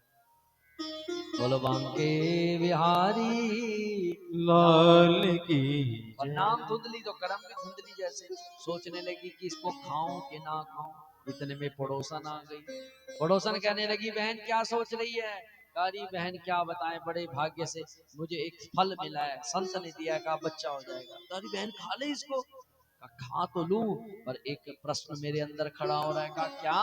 का फल भक्षेण गर्भस्यात् गर्भे नूतन वृद्धिता स्वल्प भक्षम ततो शक्ति गृह कार्यम कथम भवे। का बहन, मैंने सुना है जो गर्भवती स्त्रियां होती हैं उनका पेट बड़ा होता है। कहा बहन पेट तो बड़ा होता है। कहा बहन जब पेट बड़ा हो जाएगा तो मेरा खाना भी कम हो जाएगा। कहा खाना तो कम होगा? अरे बहन ये तो हालत मेरे लिए गलत हो जाएगा सिस्टम। का क्या?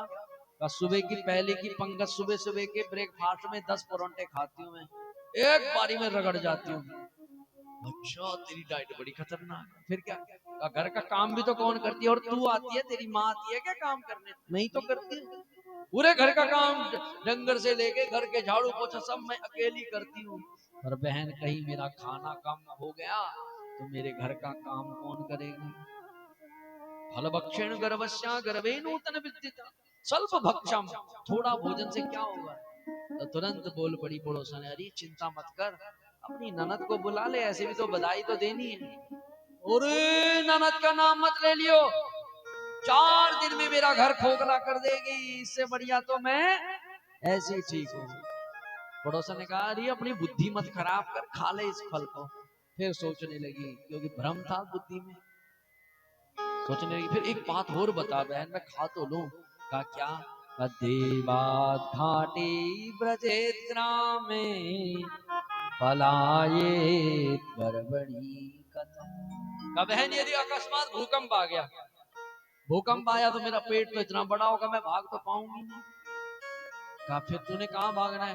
अरे बहन यदि घर में भूकंप आ गया, मेरा घर वाला तो धोती पकड़ के भाग जाएगा, सब भाग जाएंगे, मैं यहाँ बेचारी यहीं की यहीं पड़ी रह जाऊंगी, और भूकंप के मारे उस भूकंप में दब गई तो कोई बचाने वाला नहीं, और जब मैं ही नहीं बची तो बच्चे का क्या करूंगी। इससे बढ़िया तो वंजा चा विधवा नारी सुखनी चेती में मति। इससे बढ़िया तो मैं वंध्या ही ठीक हूं, बिना बच्चे के ही मैं ठीक। ये क्यों बोल रही है माताओं, ध्यान से सुनो। इसलिए बोल रही है क्योंकि उसकी किस्मत में क्या है, पुत्र सुख नहीं है। अरे भोजन का अन्न भी तो पाना किस्मत की बात होती है। सामने अन्न रखा हुआ है और बहुत देखे उसको दुत्कारते हुए, क्यों, उसकी किस्मत में वो अन्न नहीं है तो वो आएगा नहीं। हरे हम कहते हैं ना, हमको ये सुख चाहिए वो सुख चाहिए, और हमारे भाग्य में भी तो वो सुख होना चाहिए, और जब भाग्य में होगा तो मिल ही जाएगा। इसलिए कभी भगवान से मत बोलो प्रभु मेरे पास ये नहीं है वो नहीं है, क्योंकि भगवान ने जो देना है वो देना ही देना है, वो पहले देगा, और जो नहीं देना सो नहीं देना। और इतने में उसकी बहन आ गई। बहन ने बुद्धि खराब कर दी। बहन ने कहा, अरे बहन भूल करके भी फल मत खा दियो, पता नहीं कौन सा टोना टपका तेरा घर वाला तेरे ऊपर करवाना चाहता। हाँ बात तो सही कह रही है, ये घूमते रहते हैं, जैसे जो दुखियारे होते हैं ना, वो घूमते रहते हैं शानों में, कभी कहीं किसी नदी पे दिखेंगे तो कभी किसी पिप्पल के नीचे दिखेंगे तो कहीं कहीं दिखेंगे किसी चौराहे पे। तो कहा पता नहीं कौन सा टोना कर देंगे महाराज। कहा तुझे बच्चा चाहिए ना, मेरे पास ऑलरेडी 5 है, 5-7 मेरे पास पहले हैं, और 8वां मेरे पेट में है। देख विडंबना देख, तेरे पास कोई खाने के लिए नहीं पर तेरे पास अन्न है, और मेरे पास खाने के लिए पर मेरे पास अन्न नहीं है। तेरे पास नाक है पर नथ नहीं है, और मेरे पास नथ है पर नाक नहीं है। इसलिए बहन तू एक काम कर दे, मेरा बच्चा तू ले लियो और मेरे घर वाले को कुछ पैसे दे दियो, बस काम हो जाएगा। धुंधली देवी ने कहा वाह, सारा काम क्या हो गया, सफल हो गया। बोलो बांके बिहारी लाल की जय। कालांतर में बहन का बच्चा हुआ माताओं, और उस बच्चा जब बच्चा हुआ तो ब्राह्मण बड़ा प्रसन्न हो गया। वाह मेरे घर में संतान हुआ है, मेरे घर में मेरा बच्चा हुआ है, दुनिया को दिखाने का। देखो देखो कल तक जो कहते थे इस ब्राह्मण के हाथ का मत खाओ, आज देखो मेरे घर में बच्चा हुआ है। भगवान ने कृपा और कर दी। कत्रिमा से निर्गते चार था धेनु सुसुवेर भगा। अब उसने क्या कर दिया था, धुंधली देवी ने अपनी बहन के कहने पे वो फल गाय को खिला दिया, पर भगवान ने एक चमत्कार किया। सर्वांग सुंदरम दिव्या निर्मला कनक प्रभा। बिल्कुल कनक के समान, मतलब सोने के जैसा, होठों का रंग सोने जैसा होता है, तो सोने के जैसा गाय माता ने बच्चा प्रदान कर दिया। का क्या विशेषता थी, का उसका पूरा शरीर किसके जैसा था माताओं, इंसान के जैसा, और कान किसके जैसे थे, गाय जैसे। नामकरण की बारी आई, कान थे गाय जैसे, इसलिए नाम रखा क्या, गोकर्ण। और दूसरे की नाम की बारी आ गई, धुंधली फिर खड़ी होगी। हाँ महाराज, भोगा मैंने पेट में और नाम धरने वाले तुम। घर वाले को डर लग गया कहीं मार ना पड़ जाए, तो उसने कहा देवी तो तू ही नाम रख ले। कहा मेरा नाम है धुंधली, तो मेरे बच्चे का नाम क्या होगा, धुंधकारी बोल बांके बिहारी लाल। लाल की जय। हमारे गुरुजी एक पुरानी कहावत कहते थे, माँ का पूत पिता का घोड़ा और नहीं तो, पुरानी माताओं को पता है, और नहीं तो थोड़ा थोड़ा थोड़ा थोड़ा तो लक्षण आते ही है, जैसे माता पिता होंगे। तो गलत प्रभाव से संतान हुई थी, इसलिए वो इतना दुष्ट हो गया कि इस शास्त्र में लिखा गया है कि हिंसका शस्त्रधारी का दीना दानम प्रपीड्यता। हिंसक अस्त्र लेकर के चलता, ब्राह्मण के हाथ में हिंसक अस्त्र अच्छे नहीं लगते। हमारे गुरुजी कहते थे ब्राह्मण के हाथ में तो वेद अच्छा लगता है, हिंसक अस्त्र अच्छे नहीं लगते। और गुरुजी इतना तक कहते थे कि यदि प्रातः काल उठते हुए यदि ब्राह्मण के हाथ में हिंसक अस्त्र दिख जाए तो समझ लेना दिन तुम्हारा शुभ होने वाला नहीं है। ब्राह्मण यदि बिना तिलक का दिख जाए तो समझ लेना तुम्हारा दिन शुभ नहीं होगा। ब्राह्मण यदि अधोमुख दिख जाए बिना नहाया हुआ तो समझ लेना तुम्हारा दिन शुभ होने वाला नहीं। तो हम ये क्या है, ये ब्राह्मणों के लक्षण है। तो इसलिए वो क्या था, हिंसक शस्त्रधारी चा दीनादम प्रपीड्यता चांडाल विरतो नित्यम पासुहस्ता ससंग। चांडालों के साथ रहता, इतना दुष्ट कि बच्चों को गोद में उठाता प्रेम से और एकांत में जाके कुएं में फेंक देता। अब जिसका ऐसा बच्चा होगा वो माँ बाप मरेगा तो नहीं, क्या करेगा। मरने के लिए तुरंत जैसे ही ये खबर आत्मदेव को पड़ी तो आत्मदेव ने समझ लिया कि मेरे सारे संबंध, मेरे सारे संस्कारों को इसने सब ध्वस्त कर दिया। महाराज अब कहां जाऊं, किधर जाऊं, जहां जाता हूं तो सब यही कहते हैं कि हे आत्मदेव तेरे बेटे ने तेरी बेइज्जती कर दी, तेरे बेटे ने ये कर दिया। जब किसी का बाप बेटा उद्दंडी हो जाता है ना तो उसके माँ बाप को मरना हो जाता है। आज 25 साल के बाद माताओं वही आत्मदेव फिर मरने के लिए पहुंच गए। कथा समझ लग रही है आपको, आवाज लग रही है? एक बार जोर से हाथ उठाओ, बोलो राधे राधे। ये हाथ इसलिए उठा रहा हूं कि कोई यदि सोई भी रही तो चोचो में ओहो अब आत्मदेव क्या हो गया, मैं मर ही जाता हूं। 25 साल के बाद संतान है पर फिर भी मरने के लिए जा रहा है। परंतु याद रखना अच्छा कर्म तुम्हारा हमेशा क्या पकड़ेगा, हाथ पकड़ेगा। अच्छा कर्म क्या था, गोकर्ण। जहां मरने के लिए जा रहा था गोकर्ण जी वहीं बैठ करके संध्या कर रहे थे। पूछ लिया पिताजी क्यों रो रहे हो, किस लिए रो रहे हो? तो आत्मदेव कहने लगा बेटा क्या बताऊं, आशा रखल संसारे दुख रूपी विमोहता।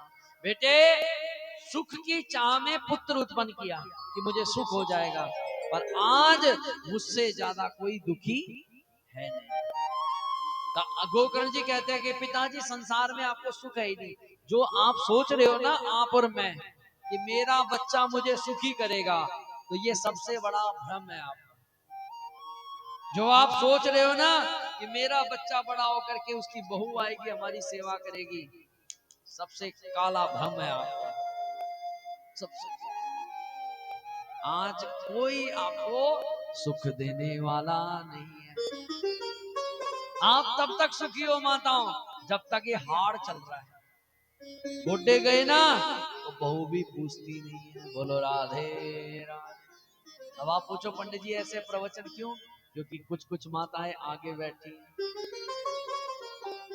अब तो भगवान की कृपा तो ऐसे पूरी है, पर शास्त्र की बात आ रही है। तो संसार में आप तब तक सुखी हो जब तक आपका शरीर चल रहा है, और शरीर जिस दिन मतलब का नहीं होता ना तो संसार हाथ नहीं लगाता। और होता है यही, वृद्ध अवस्था में क्या होता है, मल मूत्र बिस्तरे पे ही हो जाता है। चाहे आपसे कोई बड़े से बड़ा सेवा करने वाला हो वो पीछे हट जाता है। शहरों में आप विश्वास करना कि ऐसी माता और पिता के लिए सफाई कर्मी लगा रखी। एक जगह हम गए, सत्य घटना है, तो अंदर बुढ़िया माता पड़ी है, रो रही है, हाय हाय हाय हाय हाय हाय। तो हमने पूछा महाराज क्या कर रहे हैं? अरे ये पानी की आवाज। तो उस बुढ़िया पे एक सफाई कर्मचारी पाइप से पानी मार रहा है। क्या मार रहा है माताओं? और 5 साल पहले आप विश्वास करना, वो बेटा उस अपनी माँ के पैर दबाता था, हाय मेरी माँ, हाय मेरी माँ, हाय मेरी माँ। वो इसलिए था क्योंकि माँ क्या थी? मतलब की थी। माँ खूब भंडे धोरी, खूब काम कर रही, तो बेटा भी पैर दबाता, घी खवाता, कहीं मेरी माँ चलती रहे, मेरा काम चलता रहे। और जिस दिन हम मतलब के नहीं रहते ना, तो परिवार भी हमसे मतलब हटा देते। तो उस पे पाइप से पानी मार रहे थे ऐसे करके ऐसे, और वो रो रही। अच्छा उसका मन देखो ना, वो कितनी तड़फ रही होगी। वो पल पल पे अपने बच्चे को याद कर रही है, पर उसकी बहू उसका हाथ पकड़ रही है, कहाँ जा रहे हो? तो किस पुत्र उत्पत्ति इसलिए करी थी क्या? किस लिए करी थी? ये सुख देखने के लिए। और यही संसार है। हम ऐसा मत बोलो कि मेरा बेटा बहुत अच्छा है, करेगा। कोई नहीं करता माता। हमने कितनी करी? हम अपने से पूछे तो हमने कितनी करी? इसलिए ये इतना अच्छा प्रवचन है, इतना अच्छा कि जिसने यदि ये सुन लिया माताओं, मैं गारंटी देता हूं उसका मन संसार से उतर जाएगा। इतना अच्छा है। और क्या करे, तुम्हारे लटके हुए कुछ कुछ के मुंह देख लेता हूँ, सोचता हूँ कथा पूरी करो। नींद भी आ रही है क्यों? पूरे दिन काम किया हुआ है, और अब घड़ी देवी भी टाइम बता रही है, तो तब मन होता है। पर प्रवचन पूरा सुनाऊंगा, क्या पता किसकी बुद्धि में कौन सी बात बैठ जाए। बोलो राधे राधे। तो राधे गोकर्ण जी कहते, पिताजी संसार में कोई सुखी नहीं है, न चेन्द्र सुखम किंचित, न सुखा चक्रवर्तिना, सुखमस्ति विरक्तस्या मुनिरेकांत जी। इतना प्यारा श्लोक याद होना चाहिए। इतना का पिताजी, इस संसार में ना इंद्र सुखी, न उसको बनाने वाला ब्रह्मा सुखी, न कोई सुखी। सुखी एक ही है जो संसार को त्याग करके बाबा केदार की शरण में बैठा है। और एक संत कहते भी हैं कि निर्धन कहे धनवान सुखी, धनवान कहे सुख राजा को भारी। ध्यान से सुनना, निर्धन कहे धनवान सुखी, धनवान कहे सुख राजा को भारी। राजा कहे चक्रवर्ती सुखी, चक्रवर्ती कहे सुख इंद्र को भारी। इंद्र से पूछो कौन सुखी है, तो इंद्र कहे श्री राम सुखी। सबसे बड़ा इंद्र है, जिसके पास अप्सराएं जिसकी चारों तरफ नाच रही हैं। उस इंद्र से पूछा जाए तो सुखी, तो इंद्र कहे श्री राम सुखी, और श्री राम कहे सुख संत को भारी। राम जी कहते हैं सुखी तो संत है। क्यों? क्योंकि संत कहे संतोष में सुख, बिना संतोष के सब दुनिया दुखारी। सबसे सुखी कौन है माताओं? जिसके अंदर क्या है? संतोष है। यदि आपको संतोष हो गया ना, बाबा इस आज की मेरी दिहाड़ी इतनी ही बहुत है, राम जी ने जितना देना था उतना देना था, तो गारंटी देता हूं आपके जीवन में दुख नहीं आएगा। बहुत समझाया, कहा पिताजी इस चमड़े के हाड़ मास में मत पड़ो, कल्याण होने वाला नहीं। तो बेटा कहाँ जाऊं? कहा पिताजी घर का त्याग करो और सीधा हरिद्वार चले जाओ। पहले नहीं पड़ रही थी आत्मदेव की बुद्धि में बात, पर जब बच्चे ने मारा ना, ठोका, तो तब जाकर के लातों के भूत बातों से नहीं मानते। ऐसे हम भी क्या लातों के भूत, ऐसे नहीं मानते। गोकर्ण जी ने बड़ा दिव्य ज्ञान दिया, और तुरंत आत्मदेव घर का त्याग करके हरिद्वार चला गया। अब घर में रह गई धुंधली। धुंधकारी ने जलती हुई लकड़ी निकाली, माँ पिताजी तो चल गए, अब बता दे गड़ा हुआ धन कहाँ काट रखा है, धन कहाँ काट रखा है पिताजी ने। तो धुंधली कहती, बेटा सब तो तू खा गया धुएं में। कहा नहीं, निकाल, नहीं तो मारूंगी, मारूंगा तुझे। धुंधली को पता था मार डालेगा, इसलिए धुंधली देवी भागने लगी तो सामने एक कुआं था, कुएं में जाकर के रात को गिरी और वहीं पर गोविंदाय नमो नमः, वहीं पर खत्म। अब घर में रह गए कौन? गोकर्ण और धुंधकारी। गोकर्ण को लगा मां मर गई, पिताजी गए, अब मेरी नंबर है, तो गोकर्ण जी भी यात्रा करने के लिए निकल पड़े। पर आज अपने घर में 5 वेश्याएं लेकर के आ गया। दुष्ट था। 5 वेश्याएं जिनका किसी पुरुष पर विश्वास नहीं, उन्हीं को घर में लेकर के उनकी सेवा करता, उन्हीं को पालता, उन्हीं को पोसता, उन्हीं की सेवा में, उन्हीं के पेट भरने में लगा रहता, चोरी करता, डकैती करता। पर आज एक राजा के घर में चोरी कर दी, बहुत धन लेके आया, विस्फोटक धन। अब 5 की आंखें फटी की फटी कि महाराज इतना धन, इतना पैसा कहां से आया, कहां से लाया? पक्का राजा के यहाँ चोरी करी होगी, पक्का। तो एक कहने लगी, अरे बहन, आज नहीं तो कल इसको राजा फांसी पे चढ़ा देगा और हम भी चढ़ जाएंगे। तो कहा क्या करें? कहा इस धन को लेके चलते हैं। कहा ये तो सबके आगे कह देगा, कहा इसको यही मार डालते हैं। कहा कैसे? कहा मैं बताती हूँ। एक आई, उसने उसको मदिरा पिला दी, शराब पिला दी। शराब पिलाई, लंबा चौड़ा शरीर, दोनों हाथ दोनों पैर बांध दिए खाट के साथ, और एक वैश्या उसकी गर्दन दबाने लगी रस्सी के साथ। धुंधकारी विश्वास कर रहा है उस पर विश्वास करने की देर वो उन्हीं का गला दाम रही है। गला दामते दामते दामते धुंधकारी चिल्लाने लगा। इतने में एक वैश्या आई, करो ये तो चिल्ला रहा है, पूरा गांव इकट्ठा करेगा। कहा क्या करना है? कहा मेरे पास उपचार है। कहा क्या? सामने एक चूल्हा जल रहा था, गरम गरम अंगारे थे, लाल लाल अंगारे। तुरंत गई, उसने एक प्लेट में अंगारे उठाए, तब तांगार समो आशा सन्मुखे जीवी चक्षुपु। चलते चलते अंगारे उस धुंधकारी के मुंह में डाल दिए। बोलो बांके बिहारी लाल की जय। अब बताओ माताओं, आजकल भी ऐसी वैसे आए। अभी केस नहीं सुना तुमने वो ड्रम का? सुना? किसने सुना?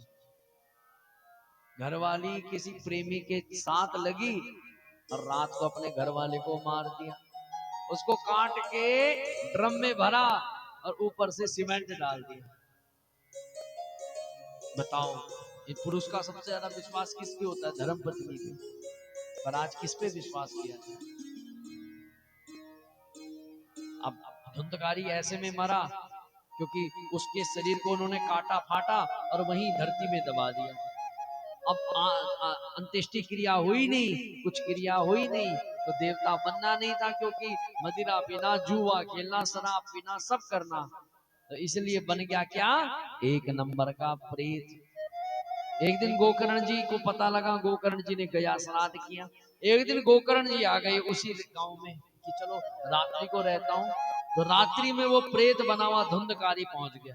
अच्छा, प्रेत के पास क्या होता है? प्रेत के पास शक्तियां होती हैं, वो किसी भी रूप में आपके सामने आ जाएगा। कभी आपका बेटा बन सकता है, कभी आपका परिवार वाला बन सकता है, क्योंकि उनके पास शक्तियां होती, पर बोल नहीं सकता वो। प्रेत कभी भी बोल नहीं पाएगा, याद रखना। तो ऐसे ही धुंधकारी प्रेत बना हुआ घूम रहा था, देखा तो मेरा भाई पड़ा हुआ है, तो आया, तो कभी भेड़ बन जाता, तो कभी हाथी बनता, तो कभी मनुष्य आकार में होकर के रोने लगता जोर जोर से।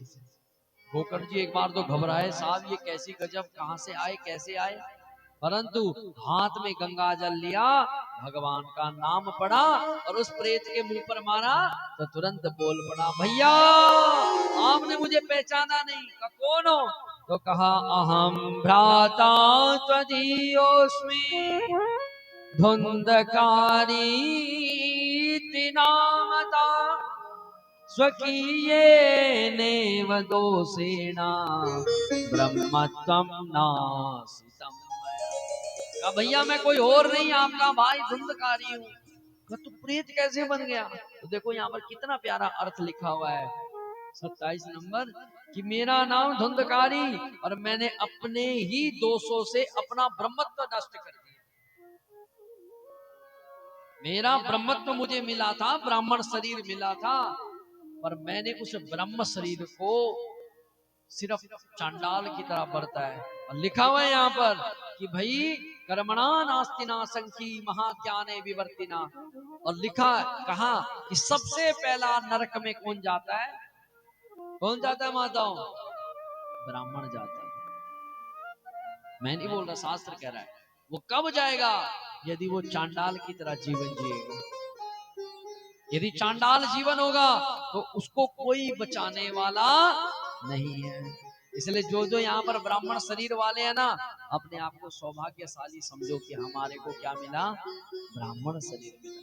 खाने के लिए नहीं, चिल्लाने के लिए नहीं, सोने के लिए नहीं, लड़ने के लिए नहीं, केवल किसके लिए? अपने कल्याण।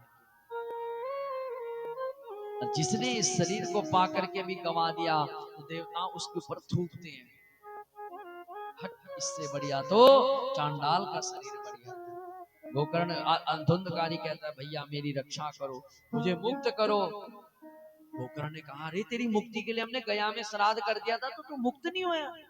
कहा भैया मेरे लिए चाहे 100 गया श्राद्ध भी कर लो, मुक्तिर्मे ना भविष्यति, मैं तब भी क्या मुक्त होने वाला नहीं हूं। मेरा उद्धार करो। गोकर्ण का चिंता मत कर, इस समय जा, कल तेरा उद्धार का कोई साधन ढूंढूंगा। ब्राह्मणों से पूछा और किसी की हिम्मत नहीं हुई कि धुंधकारी का उद्धार करने का उपाय। और अंत में सूर्य भगवान की गति को रोक दिया। गोकर्ण जी ने कहा आप ही बताओ। तो तुरंत बोल पड़े सूर्य भगवान की, गोकर्ण जी आपके भाई का प्रेत योनि की मुक्ति का एक ही साधन है। का केवल क्या? श्रीमद भागवतान मुक्ति सप्ताह वाचनम कुरु। का केवल श्रीमद भागवत की कथा ही प्रेत को प्रेत मुक्ति से मुक्त कर देती है। बोलो भागवत भगवान की जय। इसलिए माताओं आप आए तो हो, और आपके शरीर में बैठ के आपके पितृ भी कथा सुनने के लिए आए। जो इस कथा में नहीं आ रहे ना गांव वाले, उनके पितृ चाह रहे हैं कि महाराज हमको कथा सुने और मुक्त हो, पर क्या करें उनके पास समय नहीं है। तो वो दुखी हो रहे होंगे कि सुखी हो रहे होंगे, पर फिर भी विश्वास करना, मुझे आज भी विश्वास है कि आपसे ज्यादा भीड़ यहाँ पर सिद्धों की होगी। आपसे ज्यादा सिद्ध बैठे होंगे यहाँ पर। सिद्ध मतलब बड़े बड़े ऋषि महर्षि। तो कहा महाराज भागवत के द्वारा। तो तुरंत गोकर्ण जी अब अपने भाई के उद्धार के लिए कथा करने लगे। कथा करने लगे तो सारे गांव के लोग इकट्ठे हो गए। लूले लंगड़े अंधे बूढ़े मंदबुद्धि सब वहां पहुंच गए। और गोकर्ण धुंधकारी भी प्रेत बना हुआ वहां पहुंच गया। सोचने लगा कहां बैठूं। तो सामने एक बांस का वृक्ष था, 7 ग्रंथियों का, 7 गांठों का। उस गांठ के अंदर बैठ गया। अब कथा हुई, पहले दिन की कथा हुई तो पहली गांठ चट देके फट गई। तो ऐसे ही 7 दिन की कथा हुई और 7 गांठें फट गई। और जैसी फटी तो उसमें से एक देवता प्रकट हो गया। गोकर्ण जी ने पूछा कौन हो? तो कहने लगे दिव्य रूप धरो जाता तुलसी दाम मंडिता, पीतवासो घन श्यामो भुपटी कुंडलान्विता। माताओं यदि सपने में प्रेत दिख जाए, ज्योतिष का सूत्र है, सपने में यदि भैंस दिख जाए, सपने में यदि सर्प दिखे, सपने में आपको अपना पितृ नग्न अवस्था में दिखे, तो समझ लेना वो प्रेत है और उसकी मुक्ति नहीं हो सकती। छोटी बच्चे रोते हुए दिखे तो समझ लेना कोई अल्प आयु का प्रेत है। घर के अंदर बीमारियां हैं, घर के अंदर बरकत खत्म है, जानवरों के थनों में से खून चलने लग गया, समझ लेना उस घर में क्या है? प्रेत दोष है। हर कमरे में कहीं ना कहीं दवाइयों के चिट्ठे मिले। कोई किसी की दवाई खा रहा है, कोई किसी की खा रहा है, कोई किसी की खा रहा है।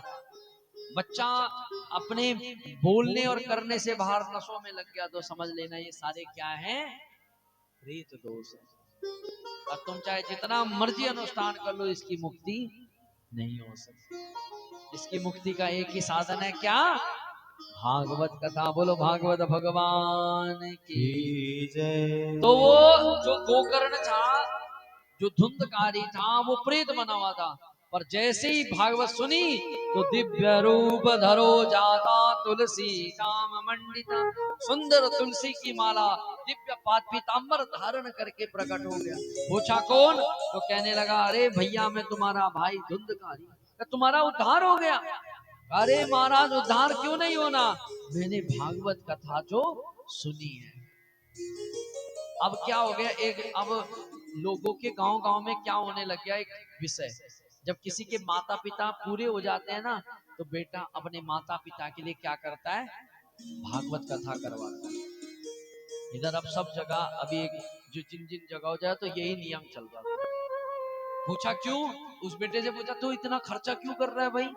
तो कहा पंडित जी मेरे बाप ने मुझे बड़ा किया, मेरे बाप ने मुझे शरीर दिया, मेरे बाप ने मुझे जमीनें दी, मेरे बाप ने मुझे सम्मान दिया, क्या मैं अपने बाप के लिए कथा नहीं करवा सकता?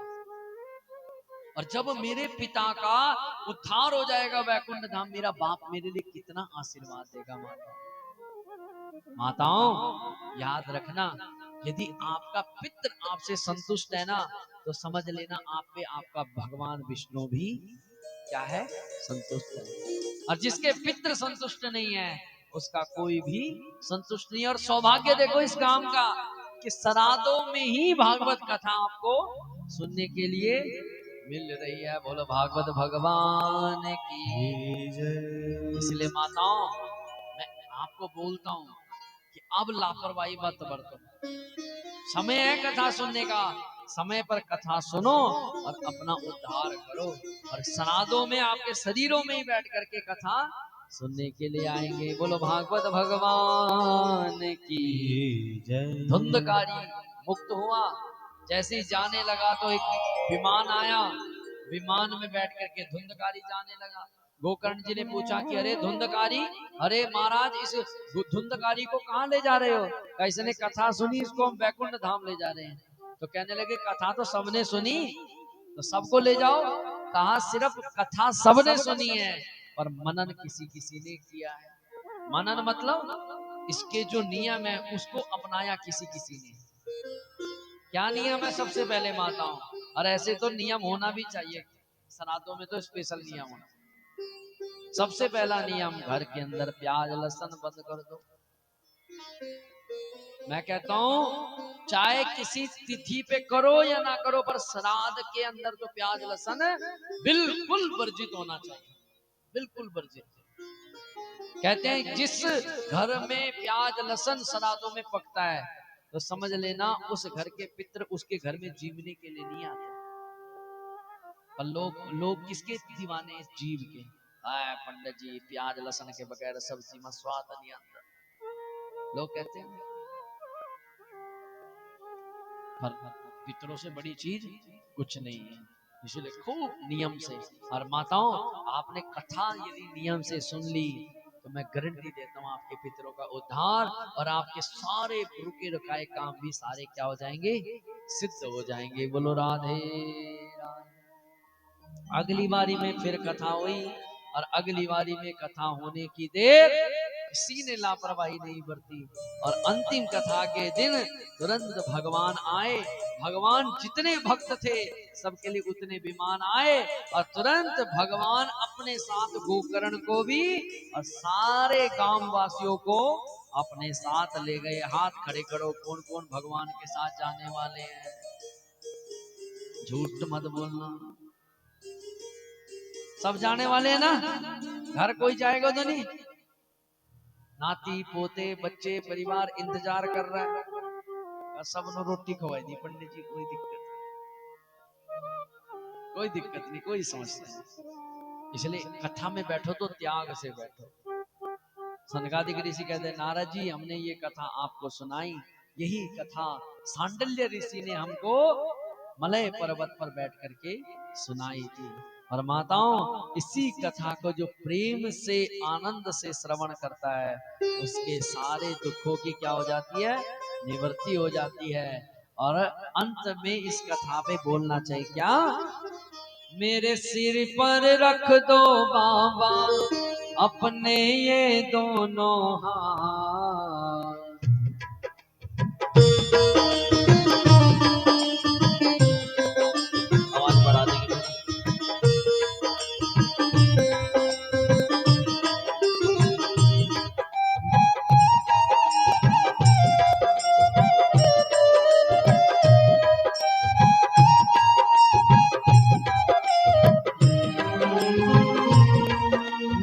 सिर पर रख दो बाबा, मेरे सिर पर रख दो बाबा, बाबा मेरे सिर पर रख दो बाबा, मेरे सिर पर रख दो बाबा। अपने ये दोनों हाथ, कोई ना हो तो दीजिए जन्म जन्म का साथ। ओ देना हो तो दीजिए जन्म जन्म का साथ। ओ देना हो तो दीजिए जन्म जन्म का साथ। प्रभु देना हो तो दीजिए जन्म जन्म का साथ। तालियों के साथ।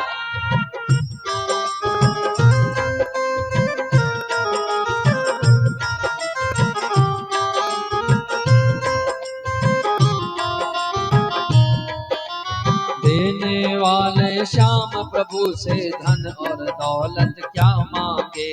देने वाले श्याम प्रभु से धन और दौलत क्या मांगे। श्याम प्रभु से मांगे तो फिर नाम और इज्जत क्या मांगे। श्याम प्रभु से मांगे तो फिर नाम और इज्जत क्या मांगे। मेरे जीवन में अब कर दो, मेरे जीवन में अब कर दो। मेरे जीवन में अब कर दो, मेरे जीवन में अब कर दो। तो कृपा की बरसा देना हो तो दीजिए जन्म जन्म का साथ। प्रभु देना हो तो दीजिए जन्म जन्म का साथ। देना हो तो दीजिए जन्म जन्म का साथ। देना हो तो दीजिए जन्म जन्म का साथ। बोलो बांके बिहारी लाल की जय हो। कल से एक नियम रखना माताओं, अब 6 दिन आप ही के साथ है, अब आप ही को कथा सुनानी है, पर कल से कोई खा के ना आए। क्या पेट में यदि 5 रोटियां भरी होंगी तो फिर यहाँ व्यास जी पे ध्यान नहीं जाएगा। किस पे ध्यान जाएगा? मैं देखो सुबह से अभी कुछ खाया नहीं, फलाहार है। किसके लिए रखा है? तुम्हारे लिए, और तुम्हारे सोते हुए ऐसे रहेंगे तो। दूसरा, दिन में 1 घंटा जरा सो जाना, कि रात्रि को, अरे माताओं